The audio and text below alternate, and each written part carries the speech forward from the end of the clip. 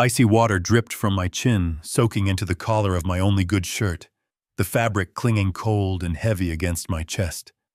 The shock of it took my breath away for a second, but the silence that followed was even colder. My son Brandon stood over me, an empty crystal glass in his hand, his chest heaving with a mixture of rage and performative embarrassment. He looked at me not as a father, but as a stain on his perfect white carpet, a blemish he was desperate to scrub away. Around us, the chatter of his high-net-worth investors had died instantly, replaced by the clinking of silverware on china and uncomfortable shifting in expensive leather chairs. "You are embarrassing me, old man," Brandon hissed, his voice low and venomous, vibrating with the fear that his carefully constructed house of cards was about to collapse. "I told you to stay in the basement. I told you not to come up here when I have guests. Look at you. You look like a beggar." I stood there, wiping the water from my eyes with the back of my trembling hand. I did not say a word. I did not scream. I did not strike back. I simply looked at him. I looked at the boy I had raised, the man who was now 32 years old, wearing a suit that cost more than my car used to cost, trying to impress people who would sell their own mothers for a percentage point. Megan, my daughter-in-law, laughed. It was a sharp, cruel sound that cut through the tension. She walked over her heels, clicking on the hardwood floor, and looked down at the plastic bowl I had been holding, the bowl I had dared to bring out of the shadows to ask for a second serving of the leftovers. With a casual flick of her foot, she kicked the empty bowl under the table. "Get back to your hole, William," she said, not even calling me Dad anymore. "And do not come out until we tell you to. You have ruined the mood enough for one night." I looked at them one last time. They saw a 67-year-old man with thinning gray hair wearing a frayed flannel shirt and pants that had been out of style for a decade. They saw a leech. They saw a burden. They saw a senile old fool who was lucky they let him sleep on a cot in the damp, unfinished basement of their Seattle mansion.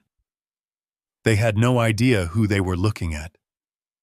They did not know that the $4.5 million sitting in the account Brandon used to leverage his loans did not belong to him. They did not know that the trust fund that financed this house, this party, and that glass of water he just threw in my face was controlled by a single signature: mine. They did not know that inside the lining of my old orthopedic shoe was a black titanium debit card with a limit higher than the value of this entire house. I turned around and walked toward the basement door, the water still dripping from my nose. I heard Brandon apologize to his guests, his voice shifting instantly from cruel to charming, blaming my behavior on early-onset dementia. I closed the door behind me and locked it. My flight to Zurich leaves in 4 hours. But before I go, I have one last transaction to make. Before I continue this story, let me know where you are watching from in the comments below. Hit like and subscribe if you have ever had to stand up to family who underestimated your worth. To understand why my son threw water on me, you have to understand the hunger. Not a metaphorical hunger, but real physical hunger. For the last 3 months, my life in this house had been reduced to a caloric negotiation. Megan had decided that since I was not contributing to the household expenses financially, I should not be consuming resources excessively.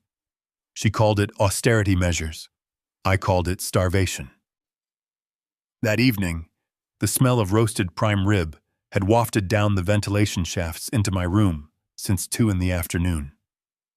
It was a rich, savory scent, garlic and rosemary and expensive beef fat. My stomach had been growling for hours. My lunch had been a single slice of toast and a cup of lukewarm tea because Megan had locked the pantry before she went to the salon to get her hair done for the party. When the party started upstairs, I listened to the footsteps. I listened to the laughter. I listened to the uncorking of wine bottles that cost $500 apiece. I knew the drill. I was to stay invisible. I was the dirty secret kept under the floorboards. But at 8:30 in the evening, the hunger became a sharp pain in my gut. I thought perhaps if I was quiet, if I was humble, I could slip into the kitchen while everyone was in the dining room and just get a few scraps. Maybe a bone. Maybe the end cut of the roast that nobody wanted. I crept up the stairs. My knees creaked. I hate that sound. It betrays me. I opened the door to the kitchen just a crack. It was empty. The catering staff was out in the main hall serving. I walked in my plastic bowl in hand. On the counter there was a platter of meat that had been brought back from the dining room. Half-eaten steaks, bones with meat still clinging to them. To me it looked like a feast. I reached out my hand, shaking slightly, not from age but from low blood sugar. I just wanted one piece, just one rib. What do you think you are doing? The voice stopped me cold. I turned around. Brandon was standing in the doorway leading to the dining room. Behind him, the long table was full of people. I had made a mistake. I thought the sight lines were clear, but I was wrong. Every single investor at that table was looking directly at me. I just wanted a little more sun, I said, my voice raspy. I haven't eaten since morning. That was when he snapped. The shame of it. The idea that his billionaire investor persona was being cracked by the reality of his hungry father was too much for his fragile ego. He crossed the room in 3 long strides, grabbed a glass of ice water from the counter, and without a second of hesitation, splashed it directly into my face. The water was freezing. It went up my nose into my eyes. I gasped, sputtering. "You are a parasite," he shouted loud enough for the back row to hear. "I give you a roof over your head, and this is how you repay me. By stealing scraps like a rat, by humiliating me in my own house." I stood there dripping wet, while Megan came in and delivered her kick to my bowl. The indignity of it burned hotter than the shame. I looked at the investors.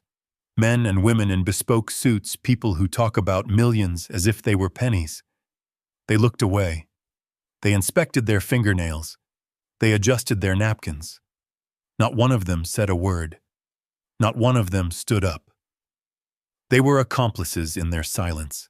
I turned and walked to the basement door, the water soaking my shirt, making it stick to my skin. I heard Brandon's voice shift gears instantly as the door clicked shut behind me. "So sorry, everyone," he said smoothly. "My father, he is struggling with confusion. We try to keep him comfortable, but sometimes he wanders. It is a tragedy, really. A tragedy. Yes, it was a tragedy, but not the one he thought." I walked down the 12 wooden steps to the basement. The air down here was always damp, smelling of mold and wet concrete. It was an unfinished space. Exposed insulation, pink and fluffy, hung from the ceiling like cotton candy gone wrong. The floor was cold concrete. In the corner was my kingdom. A metal cot with a thin mattress, a folding card table, and a single lamp that flickered if you looked at it wrong.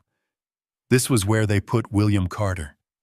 This was where they put the man who had spent 35 years as a forensic accountant for the IRS. The man who had tracked down assets for the federal government hidden in the Cayman Islands and Switzerland. The man who could look at a spreadsheet and tell you exactly where a CEO was hiding his mistress's allowance. They put me in a basement and treated me like a dog because they thought I was a retired clerk with a failed pension. I peeled off the wet shirt and shivered. The cold in Seattle gets into your bones, especially when you are 67. I put on a dry sweater, one with holes in the elbows, and sat down at my folding table. I reached under the mattress and pulled out the one thing they had never bothered to look for because they thought I was too stupid to use it. A laptop. It looked like junk.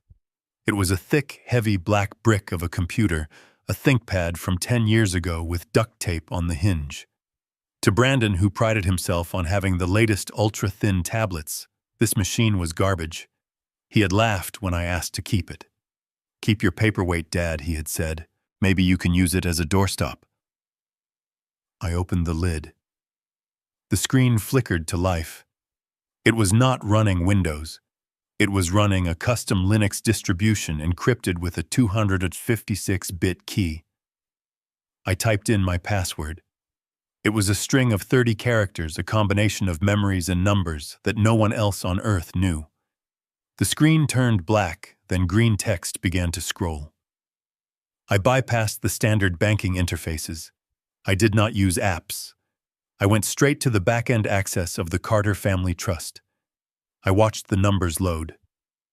$4,522,318.42. I sat back in my creaky metal chair and stared at the number. It was beautiful. It was my life's work. When my wife Sarah died 5 years ago, we sold everything. The big house in Chicago, the vacation cabin, the stocks. I liquidated my entire existence. I knew Brandon was impulsive. I knew he had a gambling spirit and a weakness for flashy things. So I created the trust. I told him I was putting the money in his name to help his startup, to give him credibility with investors. I told him I was retiring with nothing, just a small stipend. He signed the papers without reading them. He saw the millions deposit into the account linked to his company, and his eyes glazed over with greed. He never read the clause on page 42. The clause that designated me, William Carter, not just as a beneficiary, but as the primary grantor with full revocable powers. Technically, the money was his to use, but legally, the money was mine to take back. I had watched him burn through the first $1 million in 2 years. I watched him buy this house in Seattle. I watched him buy the Porsche. I watched him marry Megan, a woman who looked at a credit card limit as a personal challenge. I had stayed silent. I had lived in this basement, eating toast and soup, waiting to see if he would ever grow up. Waiting to see if there was any part of me left in him. Tonight, with water dripping from my hair, I had my answer. I typed a command into the terminal. The system queried the bank's server. Access granted. Level 5 administrator. I could have drained it right then. I could have hit enter and watched his world turn to ash while he was still upstairs eating prime rib. But I am a professional. Impulse is for amateurs. Impulse is for people like Brandon. I needed to be precise. I needed to be sure. And I needed to make sure that when I struck, there was no coming back. I closed the laptop and hid it back under the mattress. I needed to hear what they were going to say when the guests left. Information is ammunition, and I was about to go to war. The party wound down around midnight. I heard the heavy front door closing, the murmurs of goodbyes, the engines of luxury cars starting up in the driveway. Then silence. Then the footsteps directly above my head. The master bedroom was directly above the section of the basement where my cot was. The house was old, despite the renovations, and the ventilation ducts were metal. They acted like a primitive intercom system carrying sound with surprising clarity. I stood up on my chair and pressed my ear against the cold metal of the duct. "I cannot believe he did that," Megan was screeching. Her voice was high and tight, the voice she used when she was losing control. "Did you see the look on Mr. Henderson's face?" He looked disgusted, Brandon. Disgusted. "We are trying to raise Series B funding, and your father comes out looking like a zombie from a shelter begging for a bone." I know, Brandon's voice was muffled, but I could hear the stress in it. The glass clinked against a table. He was drinking again. I handled it, didn't I? I told them he was sick. "It is not enough," Megan snapped. "He is a liability, Brandon. A walking, talking liability. And we cannot afford liabilities right now. Not with the crypto crash." My ears perked up. Crypto crash. I knew he was dabbling in speculative markets, but I did not know the extent. "How bad is it?" Megan asked, her voice dropping to a dangerous whisper. Brandon sighed. It was a long, heavy sound of defeat. "Bad. The leverage positions got liquidated this morning. We are down. Way down. I need cash, Megan. I need liquidity by Monday, or the margin calls are going to start freezing the company accounts." I did the math in my head. If he was margin called, he was not just broke, he was in debt. Deep debt. He was using the trust fund as collateral. How much do we have left in the operating account? Megan asked. Not enough, Brandon said. Maybe 50,000. But the burn rate on this house is 20,000 a month. And the car payments. And your credit cards. Do not blame this on me, Megan hissed. You are the CEO. Fix it. I am trying to fix it, Brandon yelled, then lowered his voice. Look, there is only one asset we have not leveraged yet. The land in Oregon. The lot Dad still has the deed to. I froze. The land. It was a small plot of timberland I had bought 30 years ago. It was the only thing I had kept in my name because it had sentimental value. Sarah and I used to camp there. It is worth maybe 200,000, Brandon said. If we sell it fast, we can cover the margin call and buy a few months. He will never sign it over, Megan said. He is stubborn. He thinks he is going to build a cabin there or some nonsense. He does not have a choice, Brandon said, his voice turning cold. A coldness that matched the water he had thrown on me. We have leverage too. What leverage? Megan asked. The basement, Brandon said. We are charging him 0 rent. We are feeding him. If we kick him out, where does he go? The street. A state facility. You would put him in a state facility? Megan asked. There was a pause. I waited for her to be the voice of reason. I waited for her to say that I was a human being. Do it, she said. My heart stopped. Do it, she repeated. Give him an ultimatum tomorrow. Either he signs the power of attorney over the land and gives us full control, or he gets out. We can rent this basement out. I checked the market. A studio in this neighborhood goes for $1,500 a month. We are losing money by letting him rot down there. $1,500. That was the price of my dignity. That was the price of my fatherhood. He is going to play the victim, Brandon said. Let him play victim at the homeless shelter, Megan replied. I am tired of looking at him. I am tired of smelling him. Get the papers ready tonight. Tomorrow morning we end this. I heard them moving around. I heard the sound of a printer starting up in the home office. They were printing the documents. The power of attorney. The eviction notice. I climbed down from the chair. My legs were steady. My hands were not shaking anymore. The hunger in my stomach was gone, replaced by a cold, hard knot of resolve. They wanted to play a game of leverage. They thought they held all the cards because they controlled the refrigerator and the door locks. They thought I was trapped. They thought I was helpless. They forgot who taught them how to count. I sat back down at the folding table. I did not turn on the laptop again. I did not need to. The plan was already fully formed in my mind. It was a plan I had designed years ago as a fail-safe, a nuclear option I hoped I would never have to use. It was called Protocol Omega. I looked at my watch. It was 2 a.m. I had 5 hours before they woke up. 5 hours to prepare for the performance of a lifetime. At 7 a.m., I heard the heavy footsteps of my son coming down the stairs. He did not knock. He threw the door open. He was wearing his silk robe, holding a cup of coffee in one hand and a stack of crisp white papers in the other. He looked hungover. He looked angry. Wake up, he barked, kicking the leg of my cot. I sat up, rubbing my eyes, pretending to be confused, pretending to be the weak old man he wanted me to be, Brandon. Son, what is it? Is it breakfast time? Cut the act, he said. He threw the papers onto my chest. Read this, or do not read it. I do not care. Just sign it. I picked up the papers. I fumbled for my glasses. My hands shook intentionally.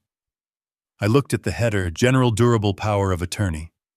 It would give him the right to sell my property, access my accounts, and make medical decisions for me. It was a death warrant. What is this, son? I asked, my voice trembling. It is insurance papers, he lied. His ability to lie to my face was impressive. It is for your medical coverage. The state requires it. If you do not sign it, they cut off your pills. I do not take pills, Brandon, I said softly. Do not argue with me, he shouted. Just sign the damn papers, Dad, or pack your bags. He pointed up the stairs. Megan and I talked. We cannot support you anymore. Not if you are going to be difficult. If you sign this, we let you stay. We let you eat. If you do not, you are out on the street by noon. Do you understand? The homeless shelters are full, Dad. You will freeze out there. He took a sip of his coffee, watching me looming over me like a towering shadow. He thought he had won. He thought he saw fear in my eyes. What he saw was pity. I picked up the pen. I hovered it over the signature line. Can I have some water first, son? I asked. My throat is dry. He groaned, rolling his eyes. He turned around to walk back up the stairs to get me water. That was the mistake. Never turn your back on the auditor. The moment he turned, I reached into my pocket and pulled out the small USB drive I had prepared. I knew he left his desktop computer running upstairs. I knew he was lazy with his passwords. I will get my own water, I said, standing up. Sit down, he yelled, turning back. But I was already moving past him. I was faster than he expected. I stumbled on the stairs, spilling the stack of papers all over the floor. Oh, clumsy me, I cried out, dropping to my knees. You useless old idiot, Brandon shouted, dropping to his knees to gather the papers. Look what you did. You crumpled them. Now I have to print them again. Go print them, son, I said, looking at him with wide, watery eyes. I will wait here. I promise. He glared at me, grabbing the ruined papers. Do not move. Do not touch anything. He stomped up the stairs to the office. I waited 3 seconds. Then I followed him not to the office but to the living room where his laptop sat open on the coffee table. He had been checking the crypto markets before he came down. I slid the USB drive into the side port. A script auto-executed. It was a simple program, a keylogger and a file scraper. It would take 30 seconds to copy his browser cache, his saved passwords, and his financial history. I heard the printer whirring in the office down the hall. 10 seconds. I heard him cursing at the printer jam. 20 seconds. The light on the USB drive flashed blue, then stopped. Done. I pulled the drive out and slipped it into my sock. I sat down on the couch just as Brandon came storming out of the office with a fresh set of papers. I told you to wait in the basement, he screamed. I just wanted to see the sun. Brandon, I said, pointing to the window. It is a nice day. He grabbed my arm and dragged me toward the basement door. Sign the papers, he said, shoving the pen into my hand. Now. I looked at the paper. I looked at him. I signed. But I did not sign William Carter. I signed a scribble that looked like William Carter but was legally unrecognizable. A forensic handwriting analyst would spot it in a second. To Brandon, it looked like victory. He snatched the papers from me. Finally, he said, You made the right choice, old man. He smiled. It was a shark's smile. Now get downstairs. Megan will bring you some toast later, if you are good. He slammed the door in my face. I heard the lock click. I stood in the darkness of the basement and smiled. I had the data. I had the time. And I had the motivation. I pulled the USB drive from my sock. I pulled the black debit card from my shoe. I went to my cot and packed my single small bag. A change of underwear. My passport. The laptop. I did not need clothes. I could buy clothes. I did not need memories. I had enough bad ones to last a lifetime. I checked my watch. 9 a.m. The banks opened at 10. I waited until I heard the front door open and close. Brandon leaving for his office, which I now knew was a co-working space where he played video games and pretended to be a tycoon. Megan would be in the shower. I picked up a metal coat hanger from the floor. I straightened it out. I slid it into the simple latch lock of the basement door. It popped open in 2 seconds. Security was not their strong suit.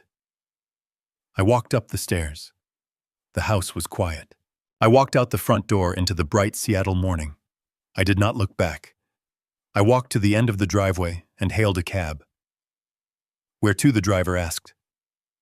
"First Union Bank downtown," I said, "and then the airport."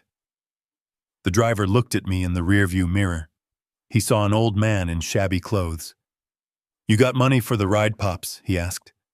I pulled out a $100 bill from my pocket, the emergency cash I had sewn into my trousers. "Keep the change," I said. We drove away. The game was over. Now it was time for the execution. The water he threw on my face had dried, but the stain was still there. And I was going to wash it clean with a flood they would never see coming. The sun was barely slicing through the high basement windows when the heavy footsteps thudded above my head. It was the specific rhythm of a man who is angry, hungover, and desperate. My son Brandon. I lay still on my cot, staring at the exposed insulation in the ceiling, counting the seconds. I knew he was coming. The ultimatum from the night before hung in the damp air, like a guillotine blade waiting to drop. The door to the basement flew open, banging against the drywall. Brandon stood there, silhouetted by the hallway light, holding a steaming mug of coffee in one hand and a thick sheaf of legal documents in the other. He did not look like a tech CEO this morning. He looked like a cornered animal. His eyes were bloodshot, and he was wearing the same clothes from the party, disheveled and stained with wine. "Get up," he barked, his voice rough. I sat up slowly, swinging my legs over the side of the metal cot. My joints clicked. I made sure to move with exaggerated slowness, playing the part of the frail old man he needed me to be. "Is it breakfast time, son?" I asked, blinking against the light. "It is decision time," he said, stalking down the stairs. He threw the papers onto my folding table. They landed with a heavy slap. "Sign them." I reached for my glasses, which I kept on a crate beside the bed. I put them on slightly crooked. I looked at the document. It was a general durable power of attorney granting Brandon Carter full control over all assets, real estate, and banking accounts belonging to William Carter. It was a complete surrender. It was financial suicide. "I do not understand, Brandon," I said, my voice trembling just enough. "Why do I need to sign this?" "Because you are incompetent," he snapped, taking a sip of his coffee. "You embarrassed me last night. You proved to everyone that you cannot handle yourself. This just formalizes what we already know. I am taking care of you, Dad. I am taking the burden off your shoulders. Taking care of me." The words tasted like ash. He was taking care of me the way a butcher takes care of a lamb. "I need to read it," I said, reaching for the pages. "You do not need to read it," he said, impatiently checking his smartwatch. "It is standard boilerplate. Just sign on the X. I have a meeting in an hour." I knew he did not have a meeting. I knew he had a date with his bookie or his crypto dealer. But I needed a moment. I needed him out of the room. My eyes darted to the desktop computer sitting on his desk in the corner of the basement. He had moved his old gaming rig down here months ago, claiming it was taking up space upstairs. He thought it was unplugged. He thought it was dead. He did not know I had reconnected the Ethernet cable behind the drywall, but that computer was password protected. I needed his main administrative password, the one he typed into his laptop upstairs. The laptop he had left open on the kitchen island. I had seen it when I went up to use the bathroom earlier. "I need a pen," I said, patting my pockets. He groaned, rolling his eyes. He reached into his pocket and pulled out a Mont Blanc pen, tossing it onto the table. "There. Sign." I picked up the pen. My hand shook. I looked at the coffee mug he had set down on the edge of the table right next to the papers. It was my only weapon. I leaned forward, pretending to squint at the fine print. I let my hand spasm. It was a move I had practiced. A sudden violent jerk of the elbow. My arm hit the mug. Dark, hot liquid exploded across the table. It soaked into the white paper, turning the legal text into a brown, dripping mess. The coffee ran off the edge, splashing onto Brandon's expensive Italian loafers. "You stupid old fool," he screamed, jumping back. "Look what you did!" "Oh my goodness," I cried out, dropping the pen. "I am so clumsy. I am so sorry, Brandon." I tried to wipe the papers with my sleeve, only smearing the liquid further, making the ink run. "Stop touching it," he yelled, swatting my hand away. "You ruined them. You ruined the whole packet." "I am sorry," I repeated, making myself shrink into the chair. "I just wanted to read it." He grabbed the sodden mess of papers and crumpled them into a ball, throwing them on the floor. "Now I have to print them again. Do you know how much toner costs? Do you know how much my time is worth?" He glared at me with pure hatred. "Stay here. Do not move. Do not touch anything else. If you spill one more thing, I will throw you out on the street myself." He turned and stomped up the stairs, his wet shoes squeaking on the wood. I waited. 1 second, 2 seconds, 3 seconds. I heard his footsteps in the kitchen above. I heard him cursing as he tried to find more paper. The mask fell from my face. The trembling stopped. The confusion vanished. I stood up and moved with the precision of a man who had raided corporate offices for the federal government. I did not go for the stairs. I went to his old gaming tower in the corner. I knew Brandon. He was lazy. He reused passwords, and he synced everything. I booted the machine. It roared to life. I did not need to guess his password. I pulled a small USB drive from the lining of my sock. It was a bootable drive loaded with a packet sniffer and a keylogger script I had written myself. I plugged it in. I hit F12 during the boot sequence. I was in. The script ran automatically, bypassing the Windows login and mounting the hard drive as a slave volume. I did not want to just access the computer. I wanted to own it. I navigated to the browser cache. I pulled the cookies. I pulled the saved passwords file. And then I found the folder labeled Tax Docs. I opened it. What I saw made my blood run cold. It was not just bad investments. It was criminal. There were PDFs of wire transfers to accounts in Cyprus and Malta. There were invoices from shell companies that did not exist, companies I recognized from my time at the IRS as known fronts for money laundering. He wasn't just losing money on crypto. He was washing money for someone. I saw a transfer for $50,000 dated yesterday. The recipient was Paul Hayes. I knew that name. Paul Hayes was a forger, a man who specialized in creating fake medical records and wills. So that was the plan. It wasn't just the power of attorney. They were buying a diagnosis. They were going to have me declared mentally incompetent with paper trails that looked legitimate. I felt a cold rage settle in my chest. This was not just greed. This was malice. This was my son paying a criminal to erase my identity while I slept in his basement. I executed the copy command. The progress bar moved across the screen. Copying. 45%. I heard the printer whirring upstairs. Copying. 68%.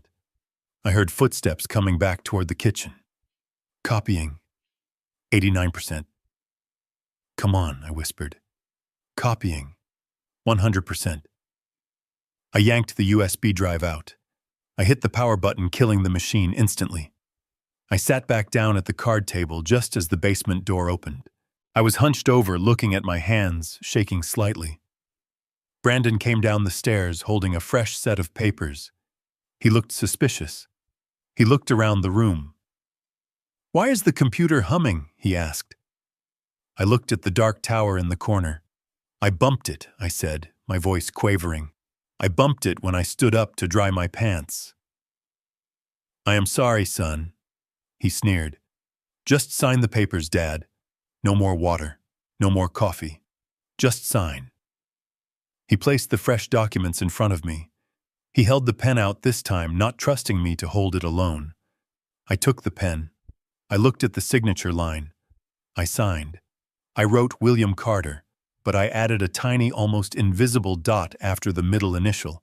It was a mark I had used for 40 years on documents I signed under duress documents that I intended to contest in court. To the untrained eye, it was a speck of dust. To a forensic handwriting expert, it was a scream for help. "There," Brandon said, snatching the papers away. "Was that so hard?" He checked the signature. He smiled.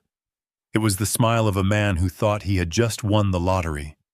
Now he said, slipping the papers into a folder, "Since you are going to be staying here, we need to establish some new rules." "Rules?" I asked. "Austerity measures," he said.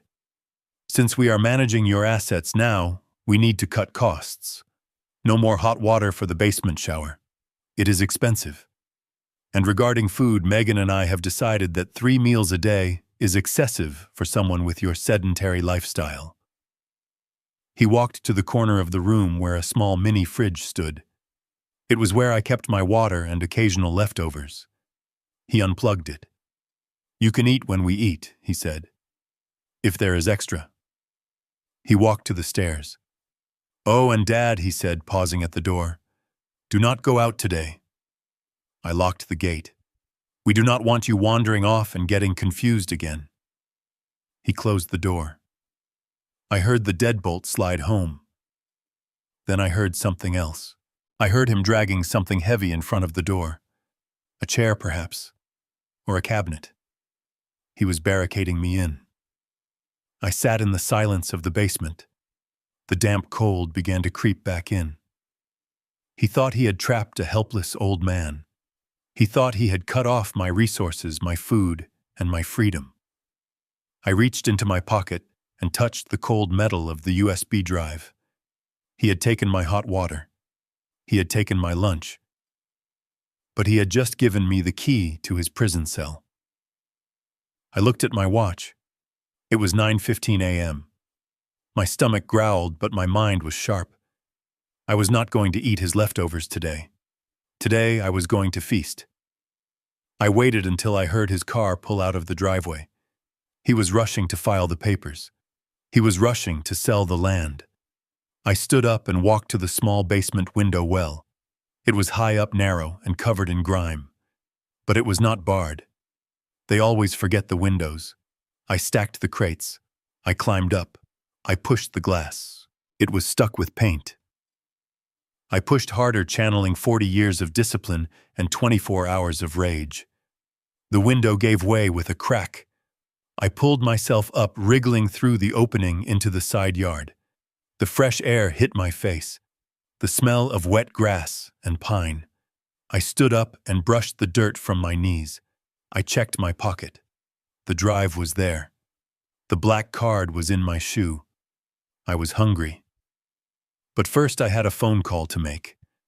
I walked to the edge of the property where the signal was strongest and pulled out the burner phone I kept taped inside my rain jacket. I dialed a number I had not called in 10 years. "Leo," I said, when the voice answered. "Bill, I thought you were retired." "I was," I said, watching the house that had become my prison. "But I am afraid I have one last audit to conduct. I need you to activate Protocol Omega." There was a pause on the line, then a low chuckle. "Omega. You are going nuclear, Bill." "They took my lunch, Leo." I said, my voice flat. "Say no more," Leo said. "I will have the papers ready by noon." I hung up. I walked down the street, my head high. I was going to get the best steak in Seattle, and then I was going to burn my son's world to the ground. The silence was the first weapon she used against me. It was not the silence of peace, but the silence of a machine dying. At 10:15 in the morning, the low hum of the mini-fridge in the corner of the basement sputtered and died. A moment later, the single overhead bulb that cast a sickly yellow light over my cot flickered and went black. I sat in the sudden gloom, listening. I heard the click of heels on the floorboards above my head. Megan. She had found the breaker box. I waited for my eyes to adjust to the gray light filtering through the grime of the high window well. The air in the basement, which was always damp, began to grow heavy and still. Then came the sound of the water pipes groaning. I walked over to the small utility sink in the corner, the only source of water I had down here. I turned the handle. A dry cough of air spat out, followed by a brown trickle, and then nothing. She had cut the water main to the basement. I stood there in the semi-darkness, realizing the cruelty of it. This was not just about saving money. This was about submission. This was about breaking a human being down to his biological needs until he begged for relief. She did not know I had already signed Brandon's papers. Or maybe she did not care. Maybe she wanted to make sure that by the time the ink dried, I was too weak to ever fight back. I heard the door at the top of the stairs open. It did not open all the way, just a crack kept in place by the safety chain. William, her voice drifted down, sweet and poisonous. I hope you are comfortable. Brandon tells me you were being difficult this morning. We decided that utilities are a privilege for contributing members of this household. I said nothing. I sat on the edge of my cot, my hands folded in my lap, staring at the darkness. Are you listening to me? She snapped, losing the facade of sweetness. I am listening, Megan, I rasped, making my voice sound thinner than it was. It is cold down here. It is 55 degrees outside, she said. You will survive. If you want heat, you can sign the transfer deed for the Oregon land. Brandon says the power of attorney might take a few days to process, but if you sign the direct deed transfer today, we can turn the lights back on. Think about it. The door slammed shut.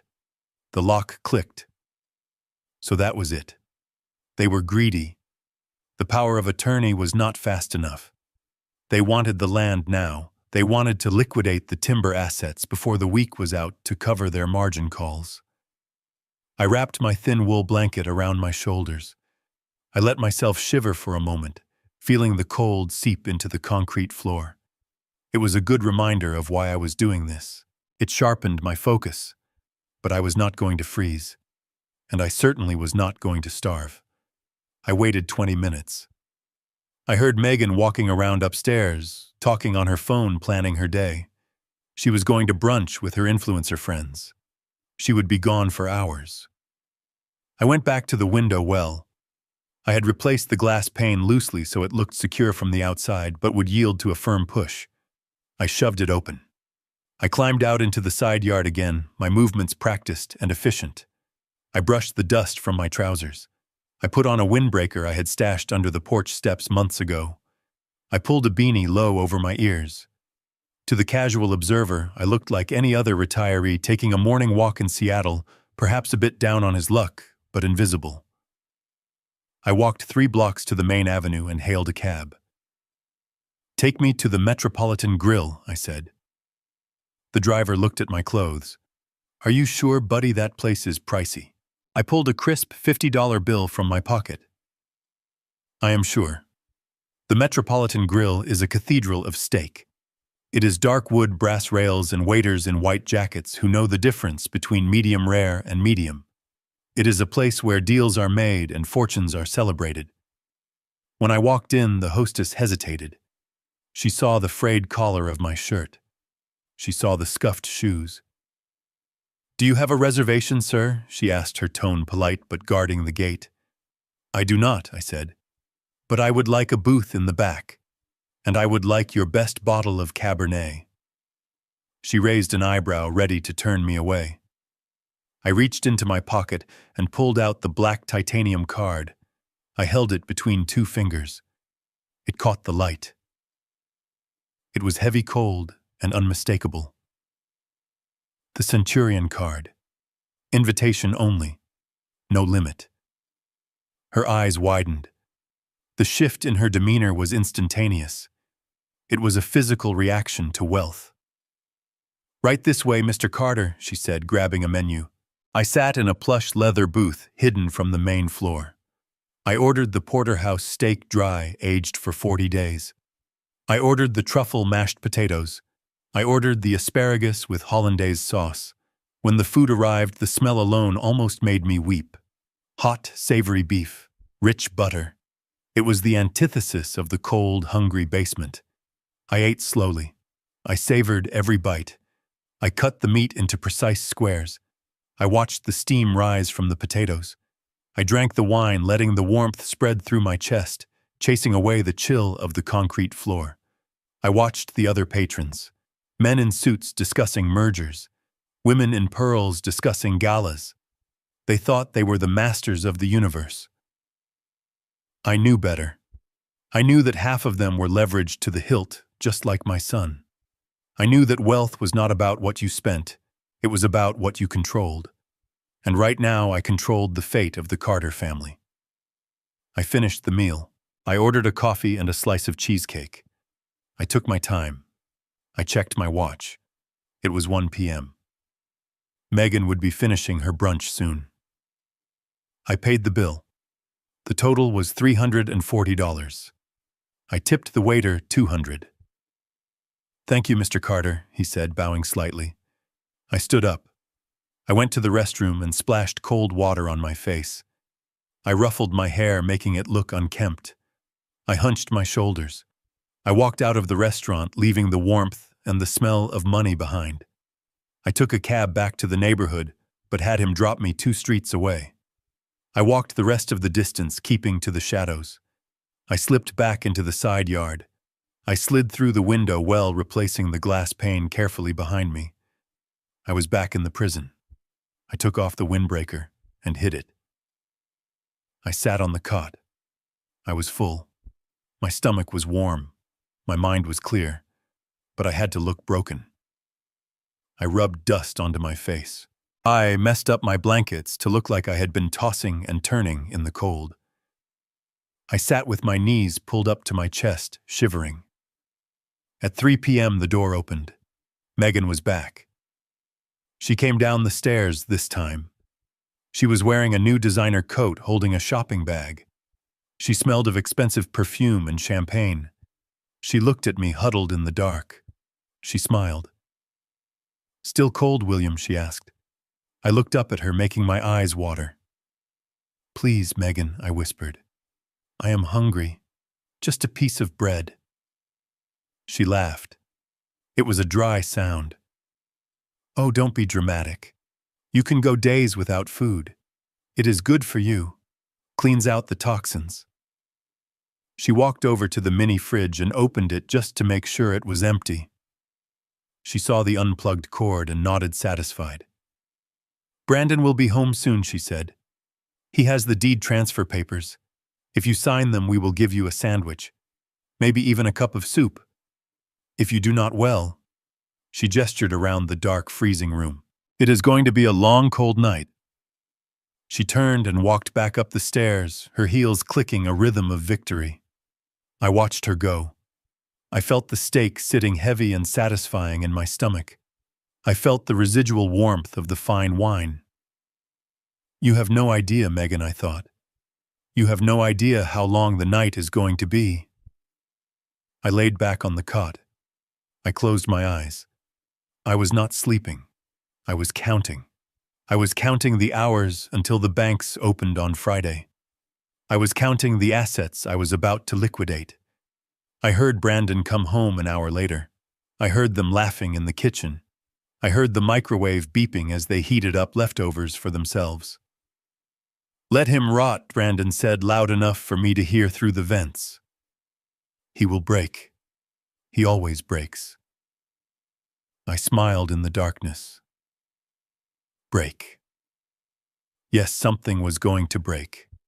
But it wasn't me. I reached under the mattress and touched the laptop. I had checked the accounts one last time before I went to lunch using the coffee shop Wi-Fi down the street. The transfer protocol was set. The liquidity was staged. Tomorrow was Thursday. I would let them starve me for one more day. I would let them freeze me for one more night. I would let them think they had crushed me into dust. Because when you crush dust, you create a cloud. And when that cloud ignites, it causes an explosion that levels everything in its path. I pulled the blanket tighter. The cold was biting now, but I didn't feel it. I was burning with anticipation. "Enjoy your dinner, son," I whispered to the ceiling.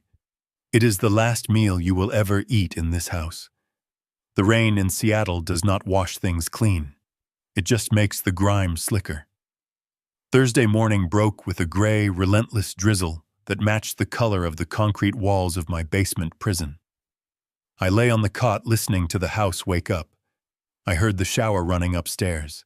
I heard the coffee grinder. The smells of a life I was paying for but was not allowed to touch drifted down through the vents. Today was the day of preparation. Tomorrow would be the day of execution. I waited until I heard the garage door open and close. Brandon's car. Then 20 minutes later, the slam of the front door and the click of heels fading down the driveway. Megan getting into her Uber. They were gone. They were out spending money they did not have, chasing dreams that were about to turn into nightmares. I moved to the window immediately. My body ached from the dampness, but adrenaline is a powerful painkiller. I pushed the glass. It slid open. I scrambled out into the wet grass, the mud staining the knees of my trousers. I did not care. By this time tomorrow, I would be wearing a suit made of Italian silk. I walked to the bus stop, pulling my collar up against the rain. I did not take a cab this time. I needed to be untraceable until the final moment. I took the bus to Discovery Park, the vast, wild expanse of trees and cliffs overlooking the Puget Sound. It was a place for secrets. I walked to the far north end near the lighthouse where the wind whipped off the water, and the tourists rarely ventured on a rainy Thursday. A black sedan was already parked there idling. Leo Katz was leaning against the hood, smoking a cigar that smelled like burning leather. Leo was 70 years old, but he looked like a slab of granite that had learned to wear a trench coat. He was not a corporate lawyer. He was a fixer. We had met 30 years ago during a RICO investigation involving a union boss and 3 missing pension funds. Leo had represented the union. I had represented the IRS. We respected each other because we both knew that the law was just a weapon, and it depended entirely on who was holding the gun. I walked up to him. "You look like hell, Bill," he said, looking at my muddy knees and my unshaven face. "I feel like $1 million, Leo," I replied. "Or rather, 4.5 million. He chuckled and opened the back door of the sedan. "Get in. It is dry inside." We sat in the back seat. It smelled of old leather and expensive tobacco. Leo opened a briefcase on his lap. It was packed with documents. "I have everything you asked for," he said, his voice dropping to a professional growl. He handed me the first stack. "This is the revocation of trust instrument. Since you are the primary grantor and the trust is revocable, you have the unilateral right to dissolve it at any time without beneficiary consent. Brandon thinks he is the trustee, but he is actually just a designated agent. The moment you sign this, his legal authority evaporates. It becomes a pumpkin." I took the pen. It was a heavy fountain pen. I felt the weight of it. This was the sword I would use to cut the cord. I signed. The ink was black and permanent. "Next," Leo said, handing me a second document. "This is the freeze order for all subsidiary accounts. The credit cards, the car leases, the mortgage payments. Everything is auto-debited from the main trust account. Once we file this, the liquidity dries up instantly. The cards will decline. The checks will bounce." I signed again. I thought about Megan's face when her card was declined at the salon. I thought about Brandon trying to buy drinks for his friends. And finally, Leo said, handing me a thick envelope. "The extraction plan." I opened the envelope. Inside was a plane ticket. Swiss International Airlines, Flight LX41, Seattle to Zurich, first class. One way. Departure time 6:30 p.m. tomorrow. "Why Zurich?" Bill Leo asked, watching me closely. "Why not the Caymans? Why not Belize?" "Because I want to see the Alps," I said. and because the banking privacy laws in Switzerland are still the best in the world for what I need to do. I am not running, Leo. I am retiring. Leo nodded. He understood. He reached into the briefcase again and pulled out a burner phone and a thick contract. This is the one that worries me, Bill. This is the armored transport. I looked at the contract.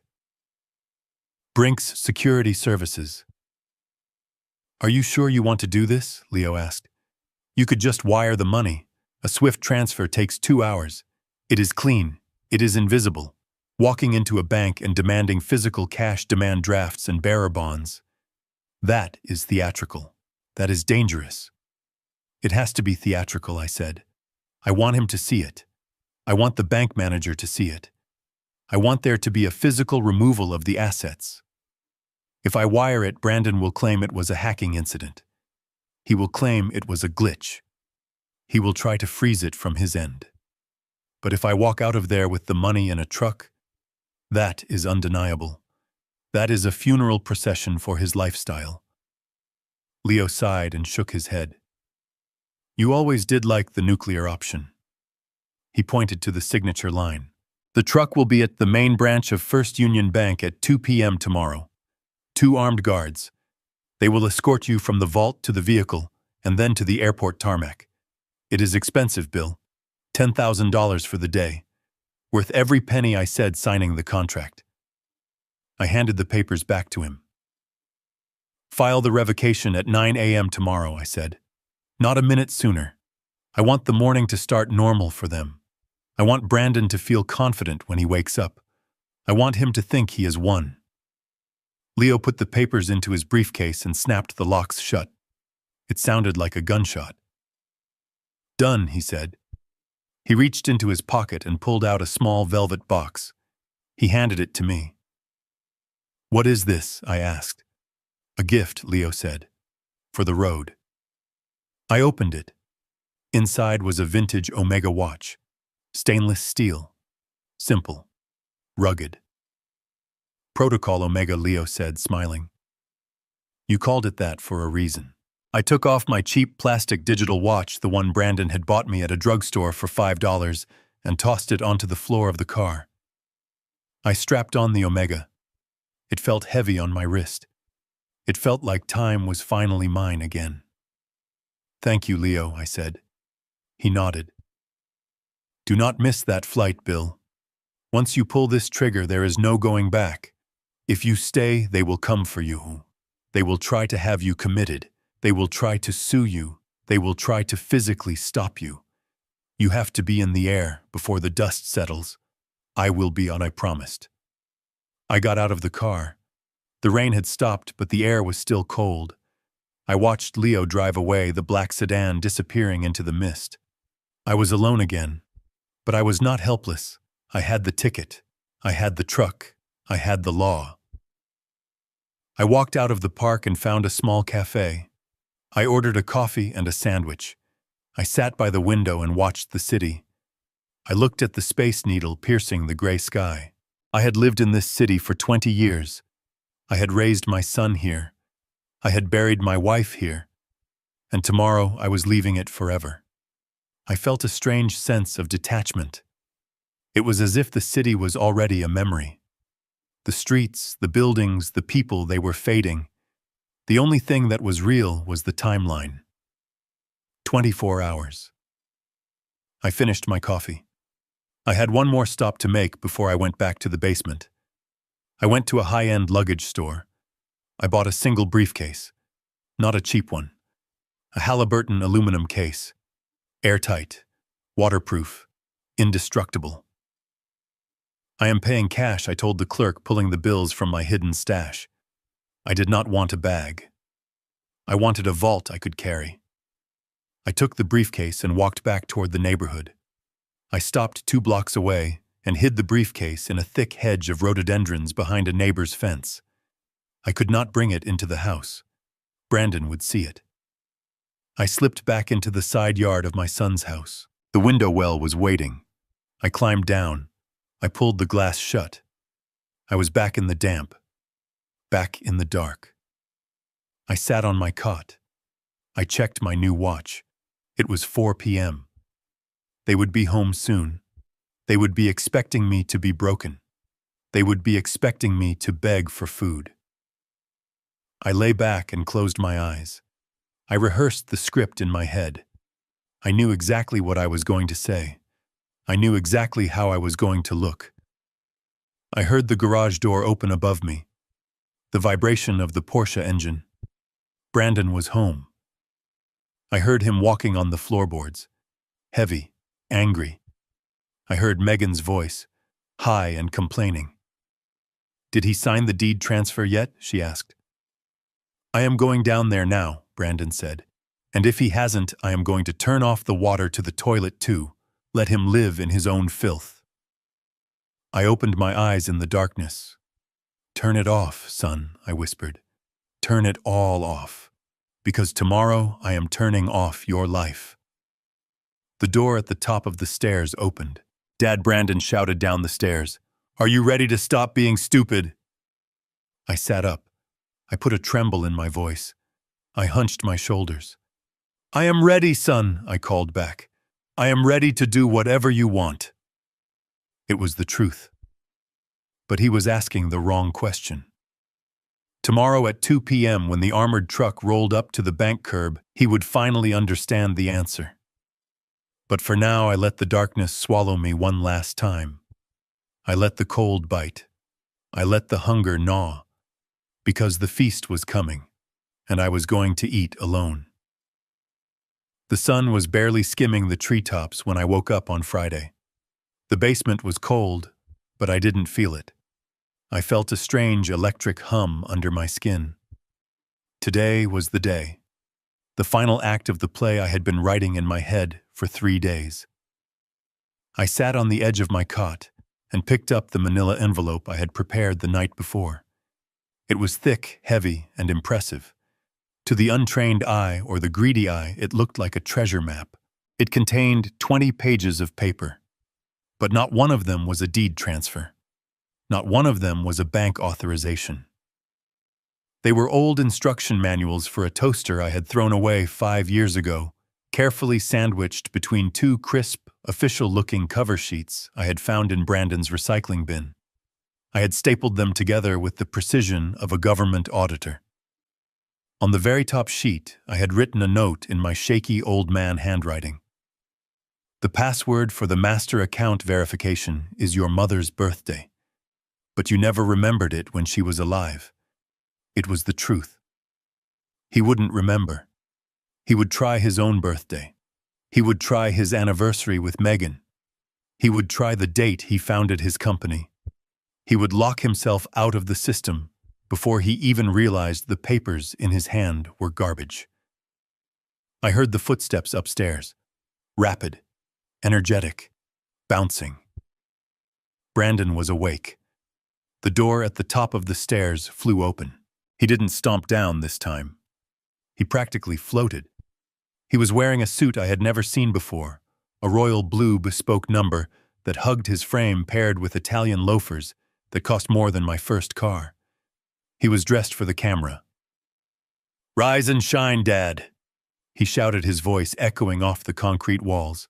"Today is the day, big things happening, huge things." I stood up slowly, clutching the envelope to my chest like it was a shield. I hunched my shoulders, making myself look smaller, more defeated. I let my lower lip tremble. Is it time?" I asked, my voice barely a whisper. "It is time," Brandon said, reaching the bottom of the stairs. He held out his hand, palm up. "Give it to me. The deed, the access codes, everything." I looked at the envelope. I looked at him. I let a single genuine tear of regret for having raised him this way, slide down my cheek. "I signed it," I said, my voice cracking. "It is all there. The Oregon land, the trust control. I just want peace, son. I just want to stay inside where it is warm." He snatched the envelope from my hands. He didn't even look at me. He looked at the package. He weighed it in his hands, feeling the heft of the paper. He tapped it against his palm, a wide, predatory grin spreading across his face. "Finally," he breathed. "Finally, you did something right." He started to reach for the clasp to open it. My heart hammered against my ribs. If he looked inside, if he saw the diagram of a toaster oven, the charade would end right here on the concrete floor. "Wait," I said quickly, reaching out to touch his sleeve.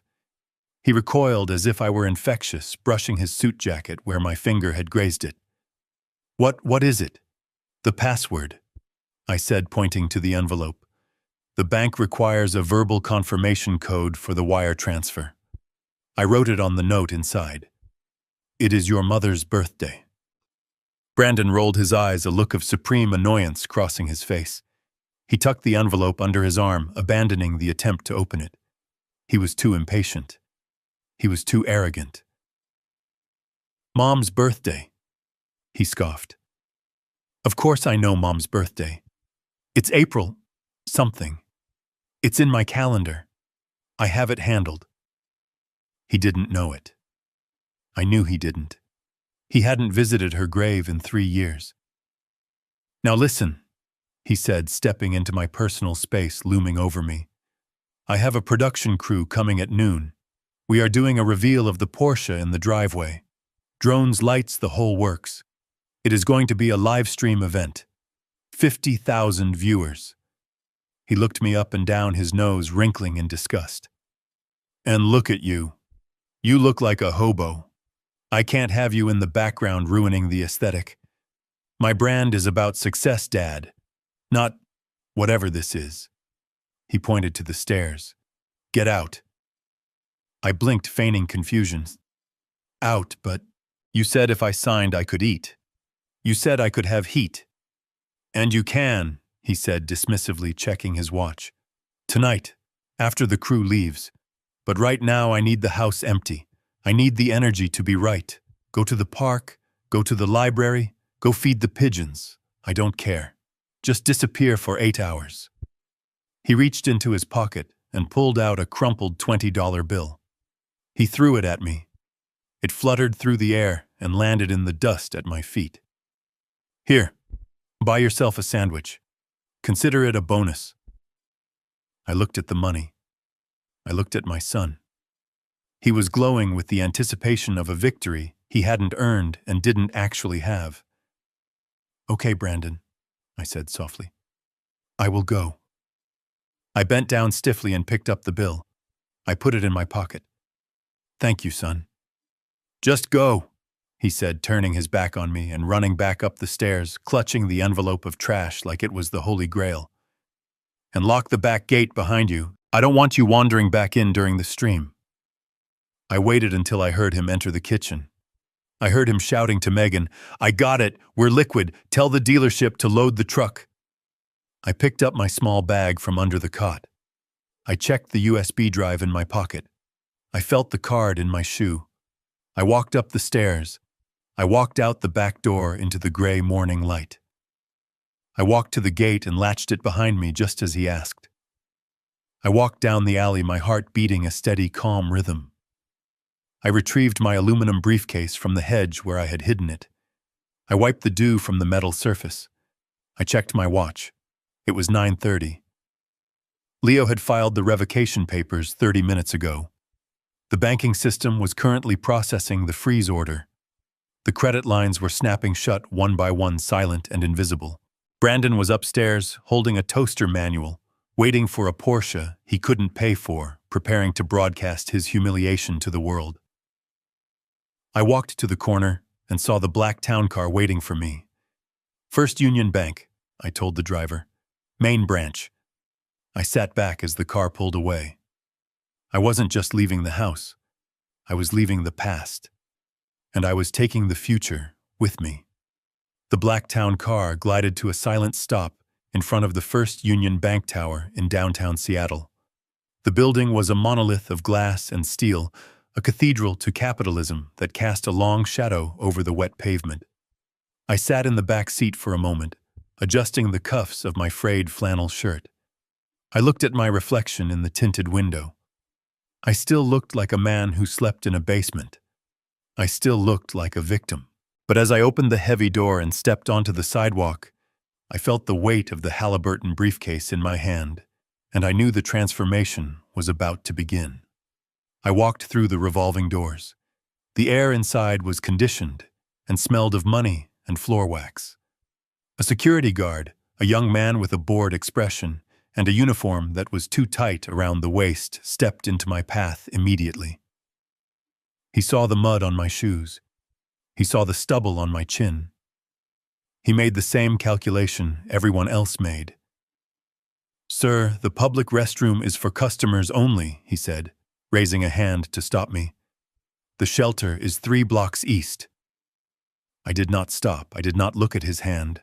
I looked directly into his eyes with the cold, dead stare of a man who used to audit federal prisons for fun. "I am a customer," I said, my voice low and hard. "And if you do not step aside, I will have your badge on my desk before you can blink." He faltered. He saw something in my eyes that did not match my clothes. It was the authority of ownership. He stepped back confused, his hand dropping to his belt. I walked past him. I did not go to the teller line, where the regular people waited to cash their paychecks. I walked straight to the glass wall at the back of the lobby, the wall that separated the common floor from the executive offices. I approached the desk of the executive assistant, a woman named Sarah, who had been working here for 15 years. She was typing furiously.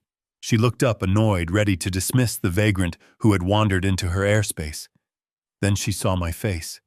"Mr. Carter," she gasped, her hands flying to her mouth. "Oh my God. We haven't seen you in years. We thought Brandon said you were—" She trailed off, unable to say the words. Brandon had told them I was invalid. He had told them I was housebound. "Is Mr. Garrison in?" I asked, cutting through her shock. "Yes. But he is in a conference call. I can—" "Get him," I said. "Tell him William Carter is here. Tell him I am activating the revocation clause." She scrambled up from her chair, knocking over a stapler in her haste. She ran to the heavy oak door behind her and burst in. I waited. I stood in the middle of the plush carpet, holding my aluminum case, ignoring the stares of the loan officers in their cubicles. 10 seconds later, the door flew open. Robert Garrison, the branch manager, a man I had known since he was a junior analyst, rushed out. He looked older than I remembered, his hair thinning, his suit expensive but strained at the buttons. He looked at me, and for a second he didn't recognize the man in the dirty windbreaker. Then he saw the watch on my wrist, the vintage Omega. "Bill," he said, breathless. "Come in. Please, come in." I walked into his office. It was soundproof. The city noise disappeared. I placed the aluminum briefcase on his mahogany desk, right on top of a stack of quarterly reports. "Close the door, Robert," I said, "and lock it." He did as he was told. When he turned back, I was already sitting in the leather guest chair. I did not slouch. I did not tremble. I sat with the spine of a soldier. I took off the beanie and threw it in the trash can. I took off the glasses I used to fake my bad eyesight and put them in my pocket. The old man act was over. "What is going on?" Bill Robert asked, sitting behind his desk, his eyes darting from my muddy shoes to my face. "Brandon, your son. He manages the trust now. He comes in here every week. He says you are, well, he says you are not lucid. Brandon is a liar, Robert." I said, my voice calm and precise. "And Brandon is a thief. But today Brandon is going to be a pauper." I reached into my jacket and pulled out the documents Leo had prepared. I slid them across the desk. "This is a notarized revocation of trust," I said. "As the primary grantor, I am dissolving the Carter Family Trust effective immediately. I am reclaiming full legal title to all assets. This is a freeze order for all subsidiary accounts linked to my Social Security number. And this," I tapped the third document, "this is a request for immediate liquidity." Robert picked up the papers. His hands were shaking. He was a banker. He knew what these documents meant. He knew the devastation they represented. "Bill, this is the nuclear option," he whispered, reading the freeze order. "If I execute this, everything stops. The mortgage on the Seattle house, the car leases, the business lines of credit, Brandon's payroll. It all bounces. Today." "That is the point," I said. He looked up at me. "Does he know? He thinks I am feeding pigeons in the park," I said. "He is currently preparing to buy a Porsche on a live stream. I want the card to decline while the camera is rolling, Robert. Can you do that for me?" Robert swallowed hard. He looked at the computer screen. He typed in his credentials. He accessed the main vault ledger. "I can do it," he said. "You have the authority. But Bill, the withdrawal request, $4.5 million. We don't keep that kind of cash on site.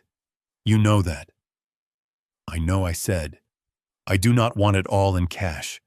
I am not a drug lord." I leaned forward, opening the aluminum briefcase. It was empty save for the foam lining. "I want $200,000 in cash," I said. "Used bills, non-sequential. Pack them in here. I want the rest. 4.3 million. Wired immediately to this IBAN number." I handed him a slip of paper with the Swiss account details. "And Robert," I continued, "I want you to close the overdraft protection first. I want the account to hit absolute zero. I want the balance to be exactly $1. "Why $1? He asked, typing furiously. "So he knows I didn't just empty it," I said. "So he knows I left him a tip." Robert hit the enter key. I watched his face. I saw the reflection of the screen in his glasses. I saw the progress bar. Transferring funds. Somewhere in the digital ether, electrons were moving. Wealth was shifting. The foundation of my son's life was dissolving into binary code and flying across the Atlantic Ocean to a server in Zurich. "Done," Robert said, his voice hollow. "The wire is initiated. It will clear in 30 minutes. "Now the cards," I said. He navigated to the Credit Services tab. "I see 5 cards," he said. 1 Platinum Amex, 1 Visa signature, 3 debit cards linked to the checking. "Cut them," I said. "All of them. Mark them as stolen. Mark them as fraudulent. Flag his credit report." Robert hesitated. "Bill, if I flag them as fraudulent, the credit bureaus will lock him out of everything. He won't be able to rent a car. He won't be able to get a hotel room. He will be radioactive." "He stole $50,000 from me to pay a forger, Robert," I said. "He forged my signature on medical documents. He tried to have me committed." Robert's face hardened. He hit the keys. Click, click, click. Terminated. Status code red. "It is done," he said. We sat in silence for a moment. The room felt different. Lighter. The money was gone. The chains were broken. "I need the cash now, Robert," I said. "And I need the back exit." "The truck is waiting." He nodded. He picked up his phone and dialed the vault. "Prepare a withdrawal package," he said into the receiver. 200,000. Large denominations. "Bring it to my office. Now." 5 minutes later, 2 vault clerks entered with trays of cash. They stacked the bundles into my aluminum briefcase. It fit perfectly. The weight was substantial. It was the weight of freedom. I snapped the latches shut. I spun the combination lock. Robert walked me to the private elevator that led to the loading dock. "Bill," he said as the doors opened. "Where will you go, "I am going to live, Robert," I said. "For the first time in 40 years. I stepped into the elevator. I did not shake his hand. This was business. When the doors opened on the ground level, the armored truck was there. It was a massive black beast of a vehicle, engine idling, exhaust rumbling. 2 guards with shotguns stood by the rear doors. They were not bank security. They were private military contractors hired by Leo. They saw me. They saw the briefcase. They did not ask questions. One of them opened the side door. "Mr. Carter," he asked. I nodded. "Get in, sir. We have a schedule to keep." I climbed into the back of the armored truck. It smelled of gun oil and diesel. There were no windows, just thick steel walls. As the truck pulled away into the Seattle traffic, I looked at my watch. It was 11:30 a.m. In 30 minutes, the wire would clear in Switzerland. In 2 hours, Brandon would walk into the Porsche dealership. I sat in the dark, holding the briefcase on my lap, and for the first time since my wife died, I laughed. It started as a chuckle low in my throat and grew into a roar that echoed off the steel walls. I laughed until tears ran down my face, washing away the dirt I had rubbed there. I was rich. I was free. And the check was about to come due. The armored truck rumbled to a halt at the curb of the International Departures Terminal at SeaTac. The back doors swung open with a heavy mechanical groan, revealing the gray drizzle of the Seattle afternoon. The light hurt my eyes for a moment after the darkness of the steel box. One of the guards, a man with a scar on his chin, hopped out and offered me a hand. I took it. My grip was firm. I was done being the frail old man who needed help down the stairs. I stepped onto the pavement, clutching the aluminum Halliburton case that contained my freedom. "Thank you, gentlemen," I said, reaching into my pocket and handing them each a thick envelope of cash.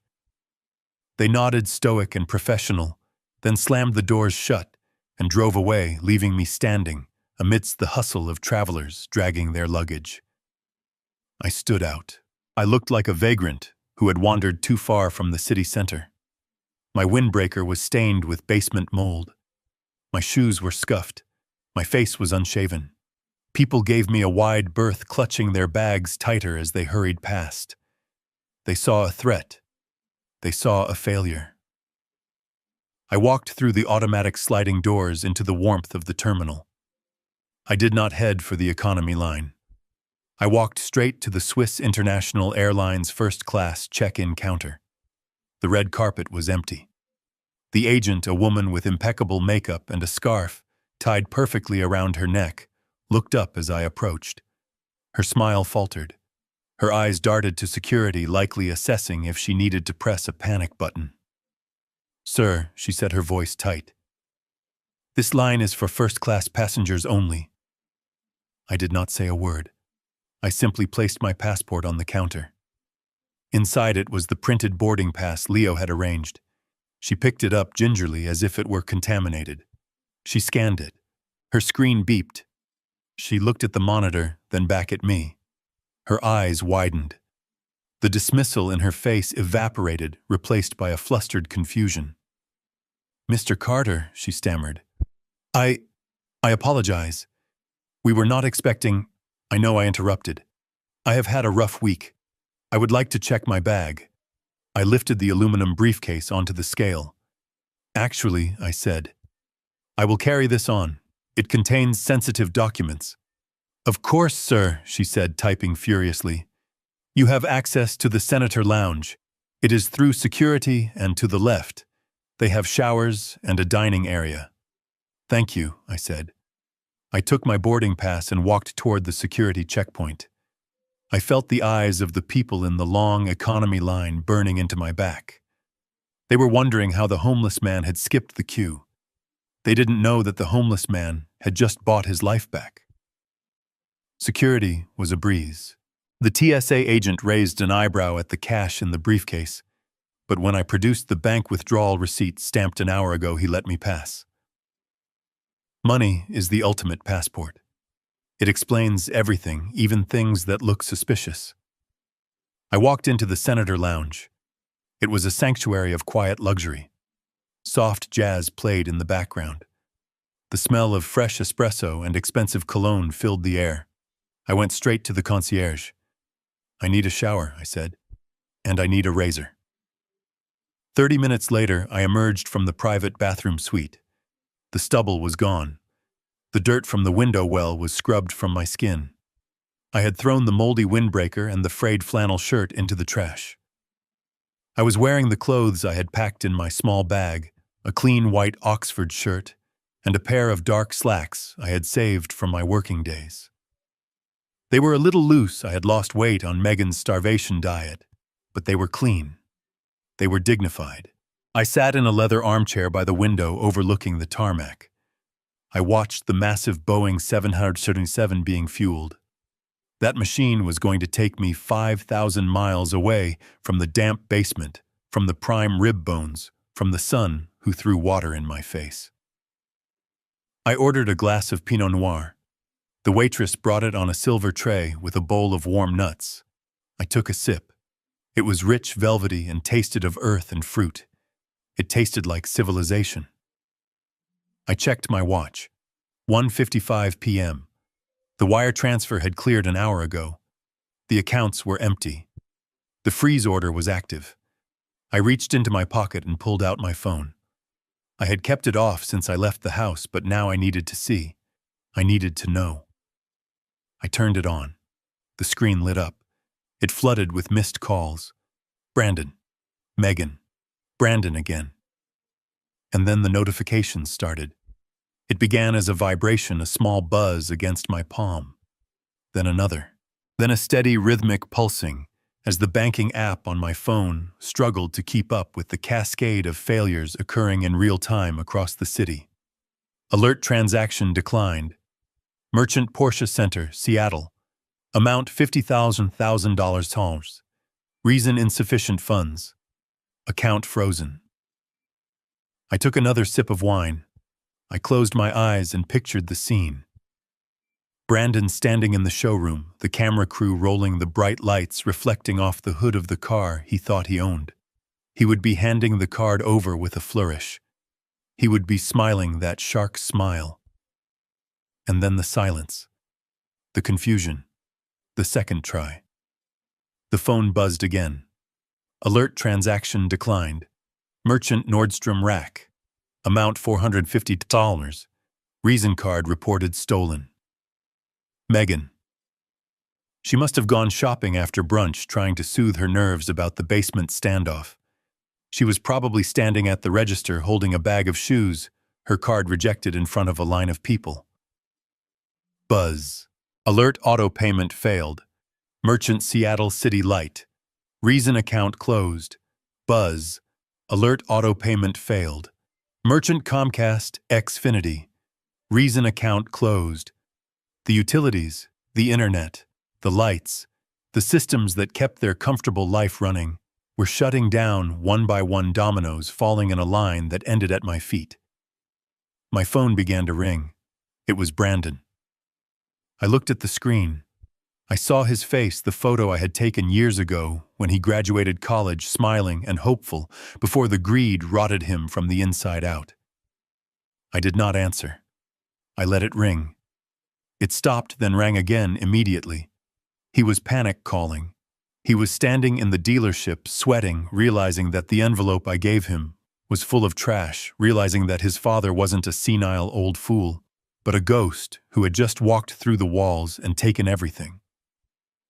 I watched the phone vibrate on the marble table next to my wine glass. It was a violent, angry dance. Then a text message appeared. Dad. What did you do? The card is not working. Where is the money? I smiled. I did not type back. I did not need to. The silence was my answer. The empty account was my answer. The $1 balance I had left him was my answer. Flight LX41 to Zurich is now boarding Group 1. The announcement came over the loudspeaker, soft and polite. I picked up the aluminum briefcase. I finished the last drop of wine. I stood up. My phone was still buzzing. Megan was calling now. I pressed the side button, silencing the ringer. I walked to the gate. The agent scanned my boarding pass. It beeped green. Welcome aboard, Mr. Carter. I walked down the jet bridge. The tunnel was cool and quiet. I stepped onto the plane. The flight attendant greeted me by name and took my jacket. I settled into seat 1A. It was a pod, a private cocoon of leather and wood. I looked out the window. The rain was still falling on Seattle, washing the city gray. Somewhere out there in a showroom or a driveway, my son was screaming. Somewhere out there, his world was ending. I reclined the seat. I felt the engines start, a low, powerful thrum that vibrated through the floor. We began to move. I reached for my phone one last time. I didn't look at the new messages. I didn't listen to the voicemails. I simply swiped down the menu and tapped the airplane icon. The signal cut off. The buzzing stopped. The connection to Brandon, to Megan, to the basement, to the hunger, to the cold was severed. The plane accelerated down the runway, pushing me back into the seat. We lifted off, breaking through the clouds into the blinding, brilliant sunlight above. I was flying. I was gone. And I wasn't looking back.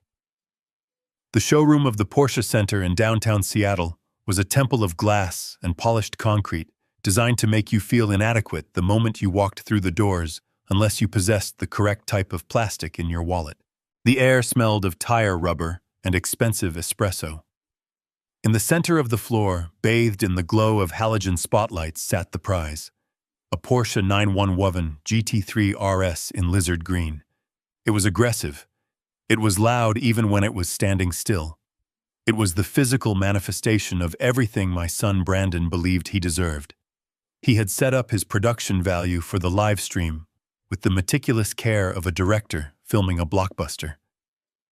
2 tripods were positioned to capture his best angles.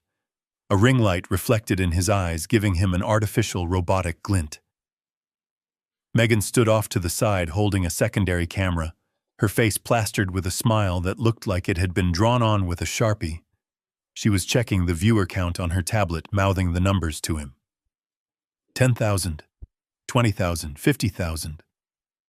Brandon smoothed the lapels of his royal blue suit, the one he had bought with money stolen from my retirement fund. He looked into the lens of the main camera and flashed his teeth. "What is up, everyone?" he boomed, his voice echoing slightly in the cavernous space. "It is your boy Brandon here, CEO of Carter Tech, coming at you live. Today is a big day, a massive day. We have been crushing the markets all quarter, and you know what I always say. You have to reward the grind. You have to feed the beast." He walked around the car, trailing his hand along the spoiler.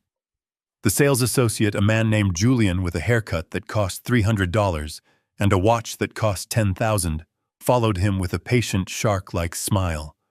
Julian thought he had hooked a whale. He thought he was about to close a $300,000 commission.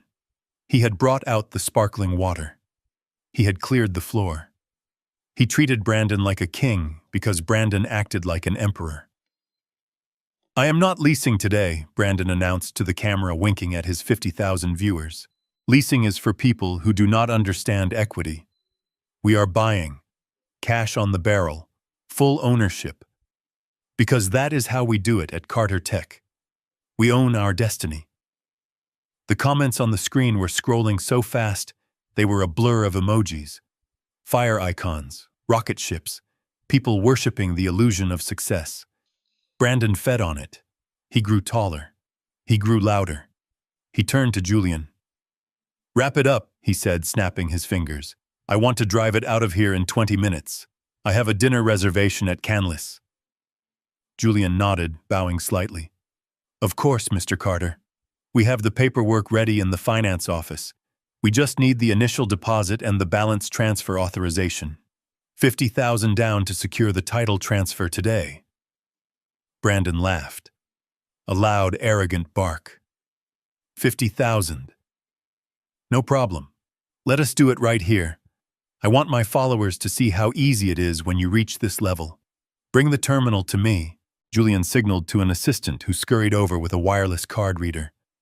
The device was sleek and black. It looked innocent. It was not innocent. It was a judge. It was a jury. And it was about to be an executioner. Brandon reached into his jacket pocket. He pulled out the platinum card. It was one of the cards Robert, the bank manager, had issued 3 years ago, the one linked directly to the main trust account.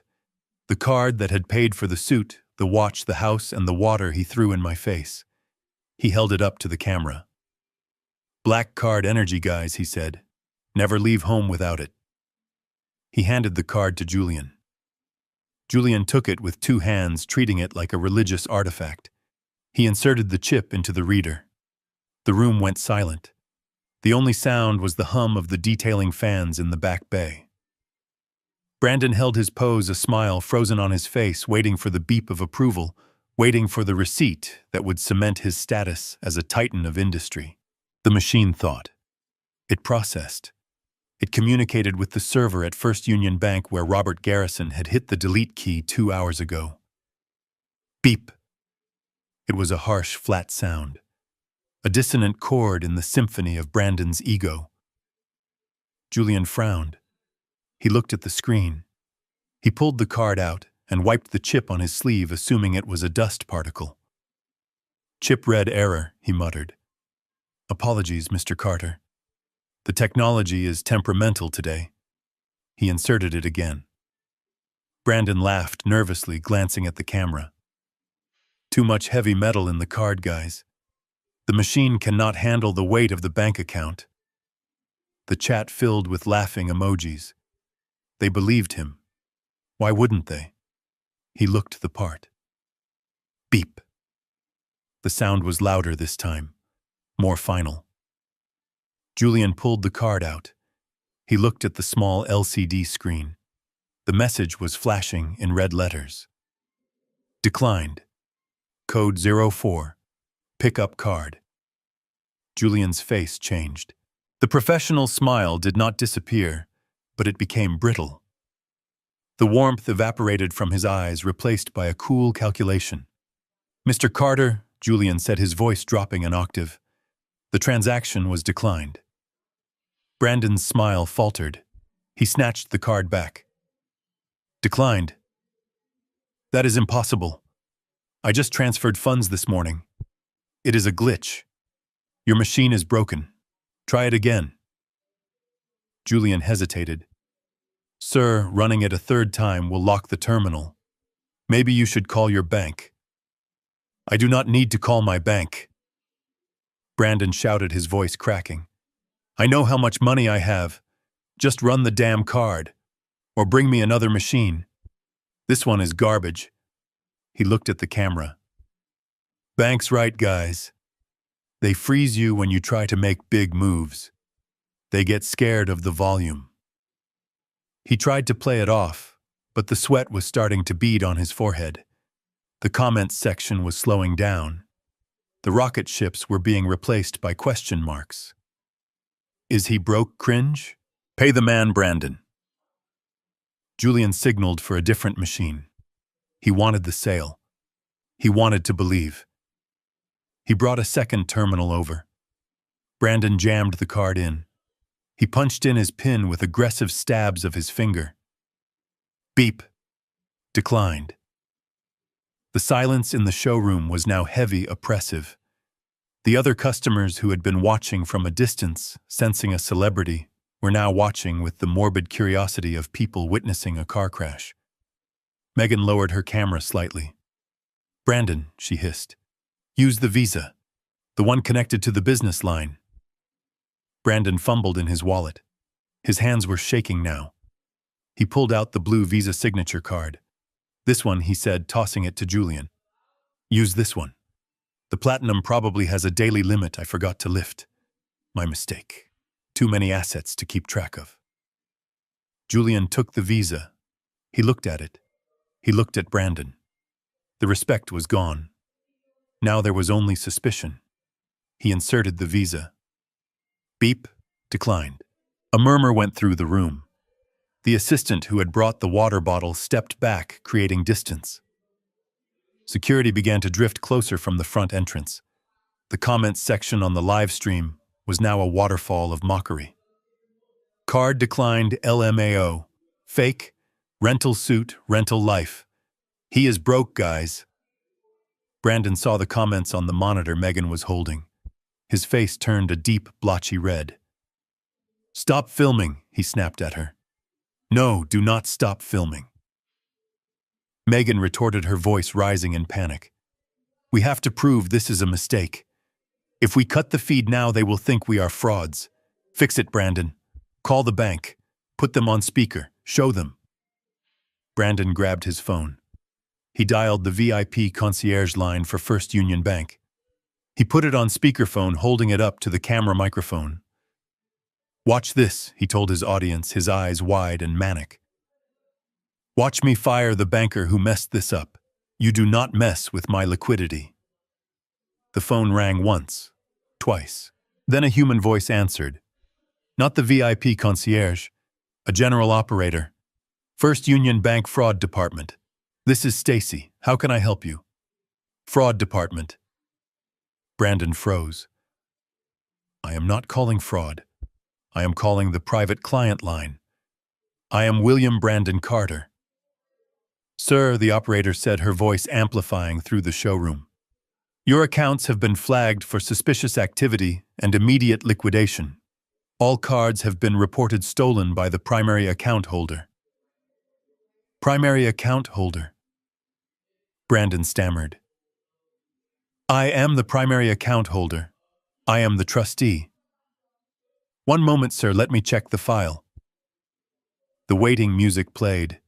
It was a cheerful, tinny tune that sounded like a clown car entering a circus. Brandon looked at Julian. Julian was holding the Porsche keys tight in his hand, moving them away from Brandon. Sir Julian said, his voice ice cold. I am going to have to ask you to step away from the vehicle. What Brandon said. I am buying it. I am on the phone right now. You are not buying anything, Sir Julian said. And your credit check just came back. It was flagged. You have a freeze on your social security number. We cannot process a lease. We cannot process a loan. We cannot even sell you a keychain. The operator came back on the line. Sir, are you there? Yes, I am here, Brandon screamed at the phone. What is going on? I have the file here, the operator said calmly. The primary grantor. Mr. William Carter appeared in person at the main branch today at 11 a.m. He executed a full revocation of the trust and a withdrawal of all funds. The current balance on your linked checking account is $1. $1. The words hung in the air. Brandon dropped the phone. It hit the polished concrete floor with a crack. $1. The live stream chat was moving so fast it was unreadable. It was a blur of laughter, insults, and the digital equivalent of rotting fruit being thrown at a stage. $1. The dad took it back. Scammer gets scammed. Game over. Megan let out a scream. It was not a scream of fear. It was a scream of fury. She threw the camera equipment onto the floor. The lens shattered. You idiot, she shrieked at Brandon in front of everyone. You told me it was handled. You told me the old man signed the papers. He did. Brandon whispered, staring at his hands. He signed them. I saw him. He played you. Megan yelled, pushing him in the chest. He played you like a fiddle. He emptied the accounts, Brandon. We have nothing. My cards. Try my cards. She scrambled for her purse, pulling out her own stack of plastic. She ran to Julian, shoving a card into his face. Try this one. It is my personal account. Julian stepped back, disgusted. Ma'am, please. Try it, she screamed. He took it. He swiped it. Declined. Of course it was declined. Her account was a subsidiary of the main trust. I had cut the cord. Julian motioned to the security guards. Get them out, he said. Now. Two large men in blazers grabbed Brandon by the arms. He went limp. He was in shock. He was looking at the Porsche, looking at the green paint that he would never touch again. Do not touch me, he mumbled. Do not touch me. I am rich. I am Brandon Carter. You are trespassing, the guard said, dragging him toward the door. Megan followed, stumbling in her heels, grabbing her broken camera equipment, the comments still scrolling on the cracked screen mocking her. They were hauled out onto the sidewalk. The glass doors slid shut behind them, locking them out of the paradise they thought they owned. The rain had started again. It soaked Brandon's blue suit. It ruined Megan's hair. They stood on the street corner, two people who had everything 3 hours ago and now had exactly $1 between them. Brandon looked at his phone. The screen was cracked, but it still worked. He saw the notification from the bank app. Balance $1, and then he saw the voicemail icon. A new message. From me. He did not play it. Not yet. He just stared at the street as the reality of the empty basement, the toaster manual, and the water he had thrown in my face came crashing down on him with the weight of a collapsing building. He screamed. It was a primal sound, a sound of total loss. He kicked the planter outside the showroom, shattering the terracotta pot. Inside the showroom, Julian signaled the cleaning crew. "Clean this up," he said, pointing to the spot where Brandon had stood. "And disinfect the door handles." The live stream finally cut off as the battery on Megan's tablet died, plunging their digital audience into darkness, leaving only the memory of their ruin. The silence in the dealership was thick enough to choke on. The only sound was the heavy breathing of my son and the faint, cheerful ringback tone echoing from his smartphone, which he held out in front of him like a holy relic. He had put it on speaker. Of course he had. Even in the middle of a catastrophe, Brandon could not resist the urge to perform. He wanted Julian to hear the apology. He wanted Megan to hear the vindication. He wanted the 50,000 people watching the black screen of the live stream to hear the bank beg for his forgiveness. He was so certain that this was a mistake. He was so certain that the universe would never dare to inconvenience him. "Connect," he muttered, sweat beading on his forehead and dripping onto the collar of the royal blue suit that he had bought with my retirement savings. "Pick up the phone." A click. Then a voice. Professional. Detached. The voice of an institution that does not care about your feelings. First Union Bank Executive Services, this is Jonathan. How may I assist you today? Brandon exploded. It was a release of pressure that had been building since the first card declined. "Listen to me, Jonathan," he screamed, his voice cracking. "This is William Brandon Carter. I am the CEO of Carter Tech. I am standing in a Porsche dealership, and your incompetent system just declined my card 3 times. 3 times. Do you have any idea how embarrassing this is? Fix it. Fix it right now, or I will have your job. I will pull every dime out of your bank and burn it on the sidewalk." I could imagine the scene on the other end of the line. Jonathan sitting in a cubicle in a call center, probably rolling his eyes, tapping his keyboard with a practiced rhythm. He was not afraid of Brandon. He dealt with men like Brandon every day, men who thought volume was a substitute for solvency. "Sir, please lower your voice," Jonathan said, calm as a frozen lake. "I need to verify your identity. Can you please state the last 4 digits of your social security number and your mother's maiden name?" Brandon shouted the numbers. He shouted my wife's name. He paced in a tight circle, his shoes squeaking on the polished floor. Megan stood frozen in the corner, her hands covering her mouth, her eyes wide with the dawning horror. She knew. Deep down in the lizard part of her brain, she knew what was coming. "Thank you, Mr. Carter," Jonathan said. "I have the account open in front of me. I see the attempted transactions at the Porsche Center." "You see them," Brandon yelled. "Good. Now unblock them. Remove the fraud hold. I authorize the charge. I authorize everything. Just make the card work." "I am afraid I cannot do that," Sir Jonathan replied. "What do you mean you cannot do it?" "I am the trustee. It is my money." "That is incorrect, sir." The 3 words hung in the air. Time seemed to stop in the showroom. Julian the salesman took a half step back, his face hardening into a mask of contempt. "Excuse me," Brandon whispered, the fight suddenly draining out of him. "You are listed as a secondary authorized user on the account." Jonathan explained, his voice amplified by the speakerphone echoing off the glass walls. "You are not the primary account holder. The trust was revocable, and the primary grantor exercised his right to revoke it this morning." Brandon stopped pacing. He stared at the phone as if it had turned into a snake. "Revoke," he stammered. "Who? Who revoked it?" "Mr. William Carter," Jonathan said.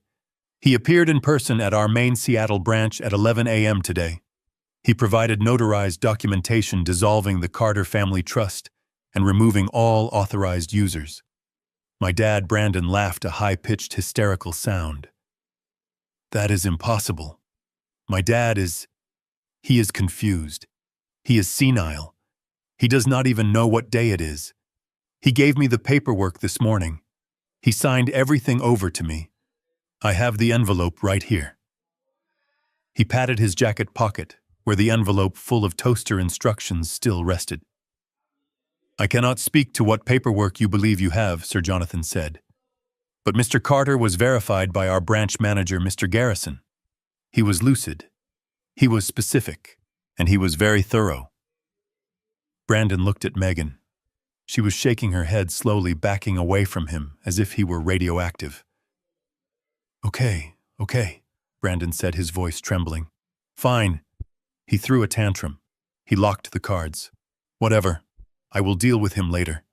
Just tell me the balance. I will write a check. I will transfer it to my personal account. How much is in the main fund?"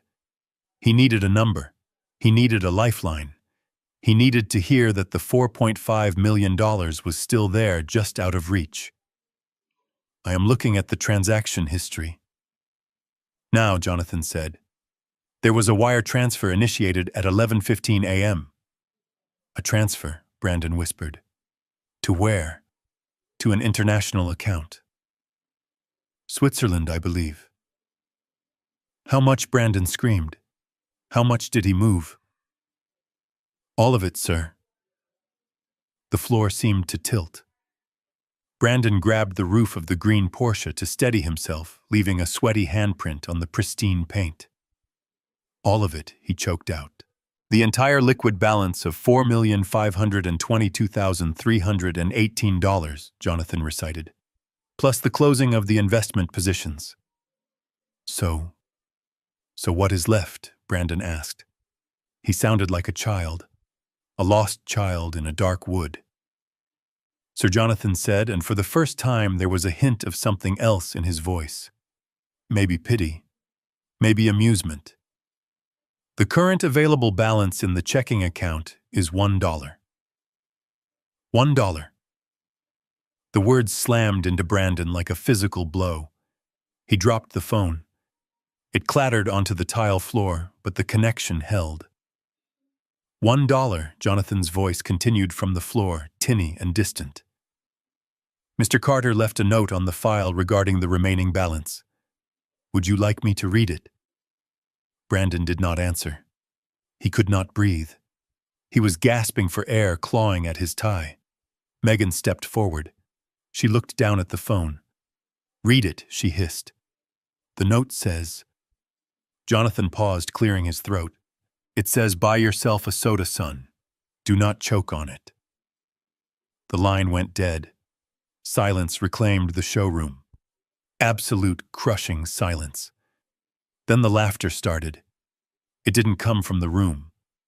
It came from the tablet Megan was still clutching. The battery hadn't died yet. The stream was still live.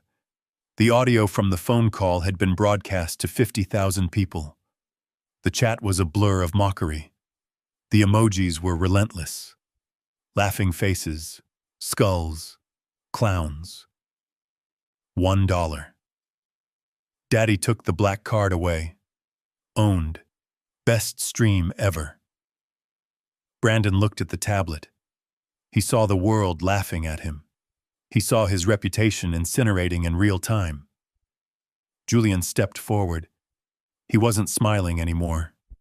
He signaled to the two large security guards standing by the door. Mr. Carter, Julian said, his voice dripping with ice. I am going to have to ask you to leave, and we will be needing to sanitize the vehicle where you touched it. Brandon looked at his hand.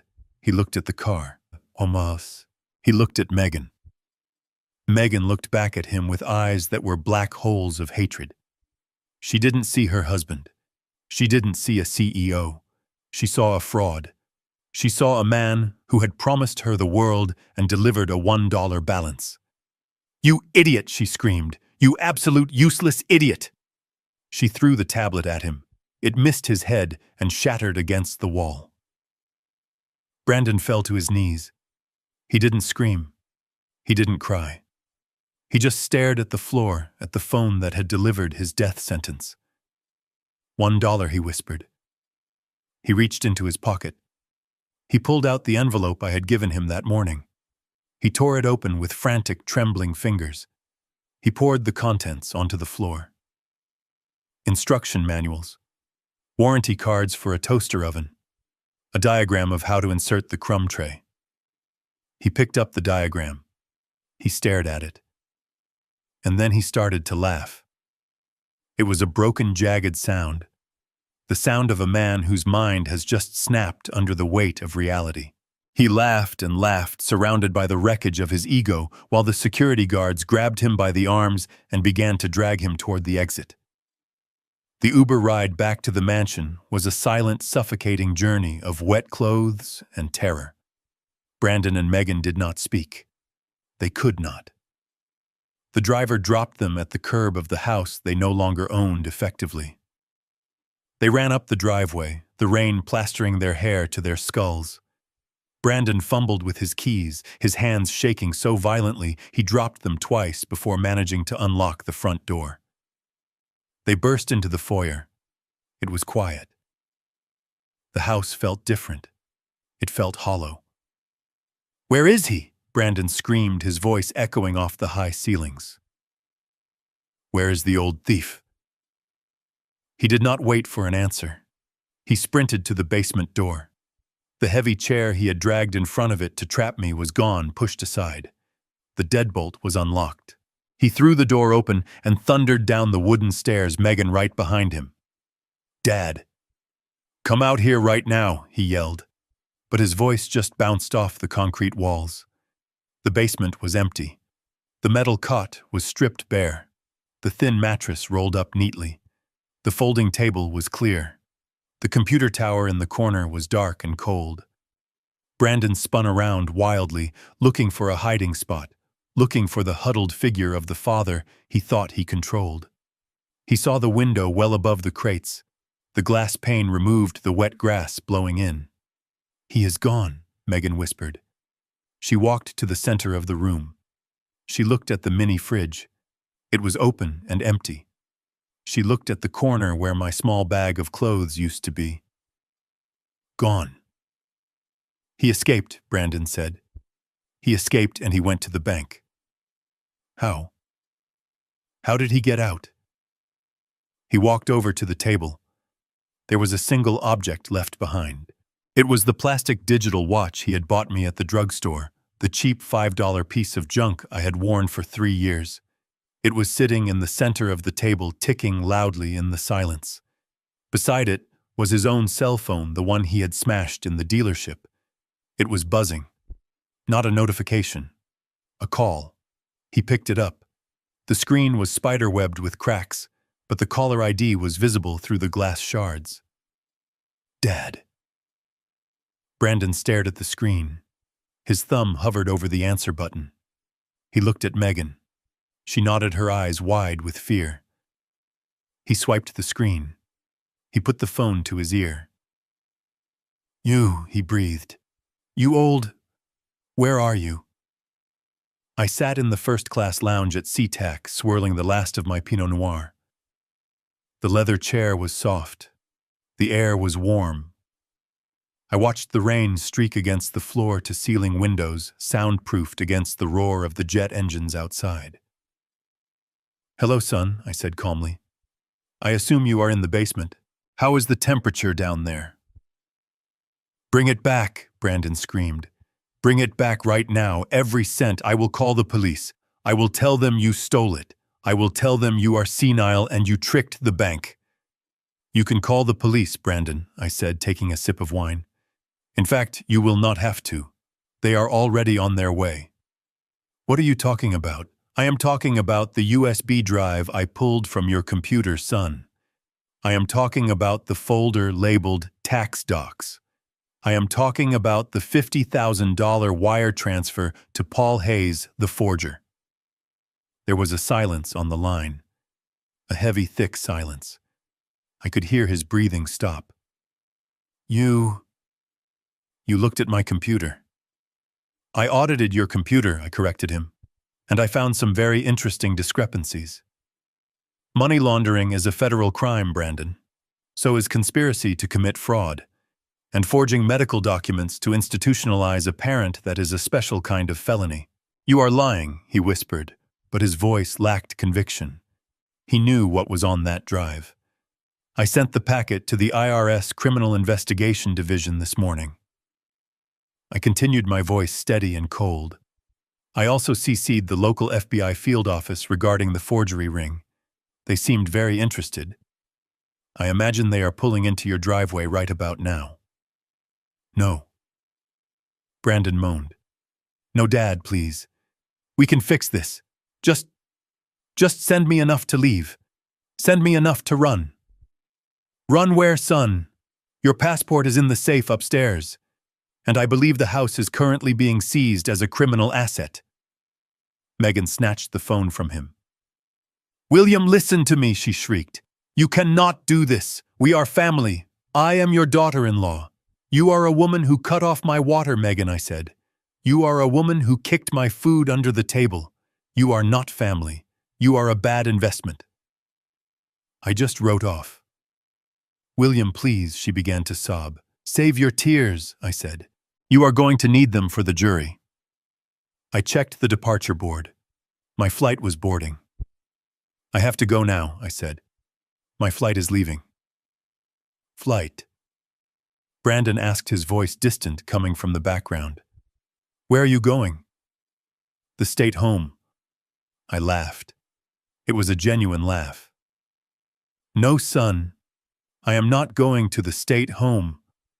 I am going to the Alps. I am going to eat chocolate and look at the mountains and sleep in a bed with high thread count sheets.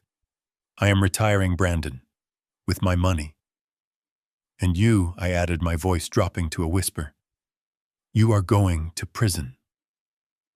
I hung up the phone. I did not just end the call.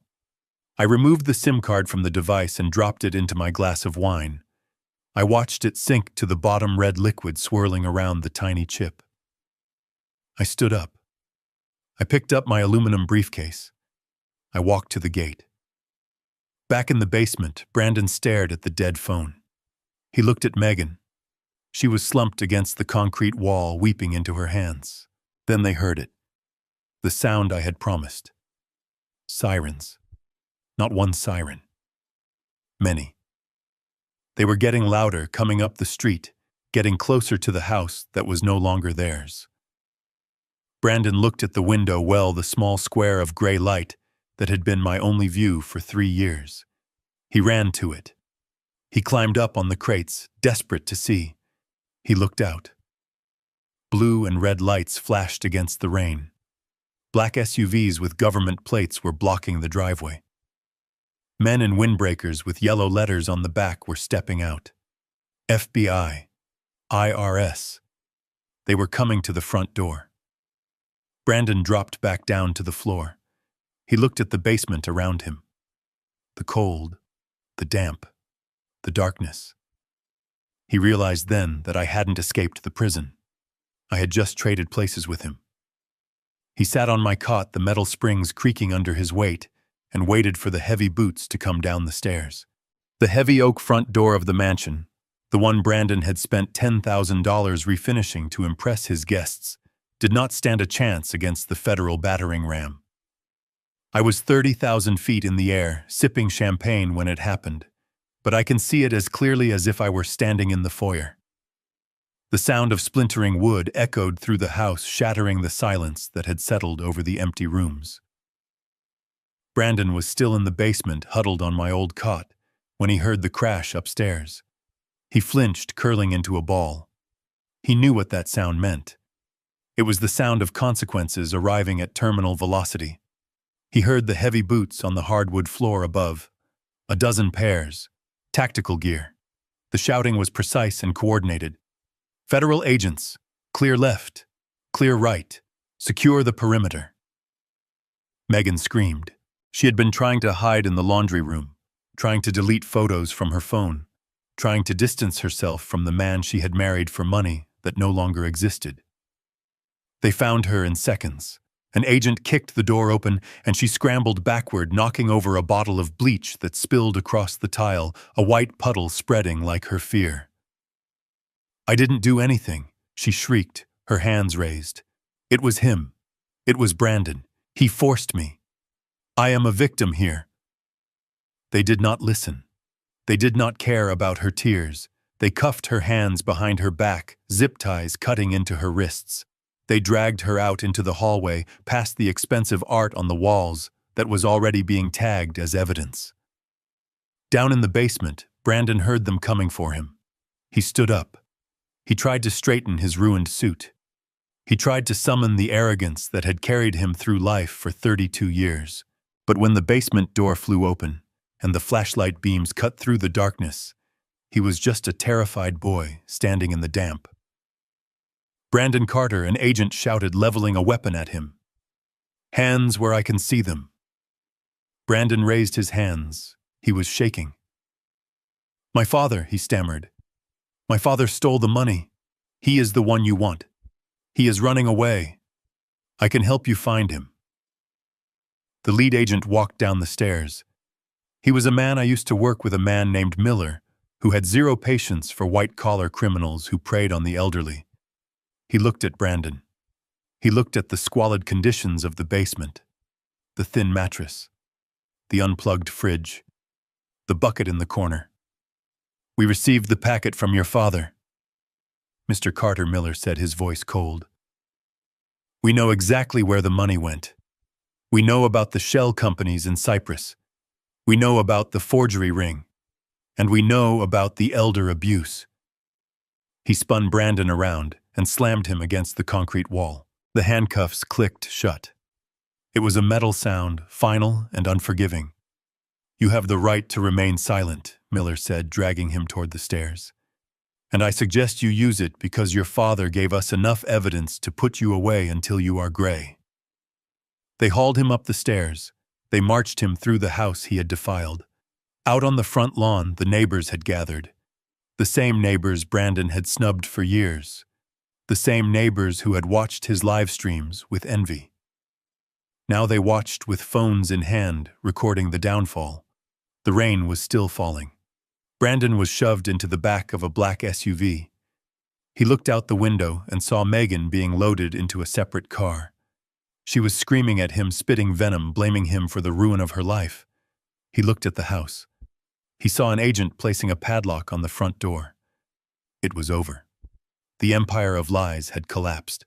He leaned his head against the cold glass of the police car and closed his eyes.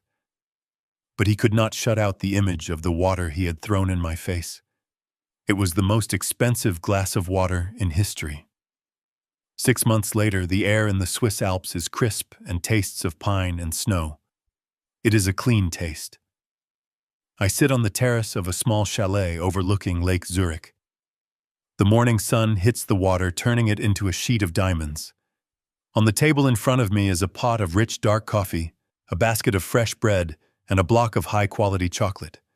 I am wearing a thick wool sweater. I am warm. I am full.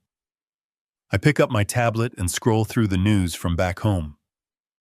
The trial was short. The evidence I provided was forensic and irrefutable.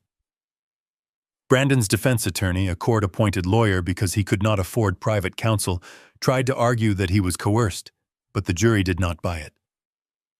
Not after they saw the photos of the basement. Not after they saw the bank statements. The headline reads, Tech CEO sentenced to 12 years for fraud and elder abuse. 12 years. He will be 44 when he gets out. He will have nothing. No money, no reputation, no friends. I scroll down. There is a smaller article about Megan. She took a plea deal. She testified against Brandon to reduce her sentence. She got 2 years probation and community service. The last report says she is working as a janitor at a shopping mall in Tacoma, trying to pay off the restitution order. She spends her days cleaning up other people's messes. It seems fitting. I put the tablet down. I do not feel joy reading this. I do not feel a thrill of victory. I feel a quiet, heavy peace. The anger that fueled me for those 3 days in the basement has evaporated, leaving behind a calm clarity. I did what I had to do. I cut out the rot so the rest of the tree could survive. A waiter approaches my table. He is young, polite, and respectful. More coffee, Mr. Carter, he asks. Yes, please, Hans, I say. And bring the bill. There is no rush, sir, he says, pouring the steaming liquid. Take your time. The view is beautiful today. It is. It is magnificent. I look out at the mountains. I think about my wife, Sarah. I think she would be sad about Brandon, but I think she would be proud of me. I stood up. I fought back. I reclaimed the dignity they tried to steal. I am alone here, but I am not lonely. I have made friends in the village. I play chess on Tuesdays. I hike on Thursdays. I eat when I am hungry. I sleep when I am tired. I answer to no one. I raise my coffee cup in a silent toast to the mountains. They thought I was a fire that had burned out. They thought they could douse me with a glass of water and sweep away the ash. They forgot that water only makes a grease fire explode. I take a sip of coffee. It is hot. It is sweet. I am William Carter. I am 67 years old, and my life is just beginning. We often cling to the idea that family is sacred, enduring disrespect under the guise of loyalty. But as I sat on that terrace in Zurich, I realized that true family is built on gratitude, not entitlement. You can sacrifice everything for a child, yet you cannot force them to be good. My journey wasn't just about reclaiming millions. It was about reclaiming the self-worth I allowed them to erode. The most powerful thing you can do is show people that your kindness has a limit, and once crossed, the consequences are irreversible. Never set yourself on fire to keep ungrateful people warm. If you believe that respect must be earned, hit that like button and subscribe for more stories of justice, and tell me in the comments, what is the one line your family must never cross?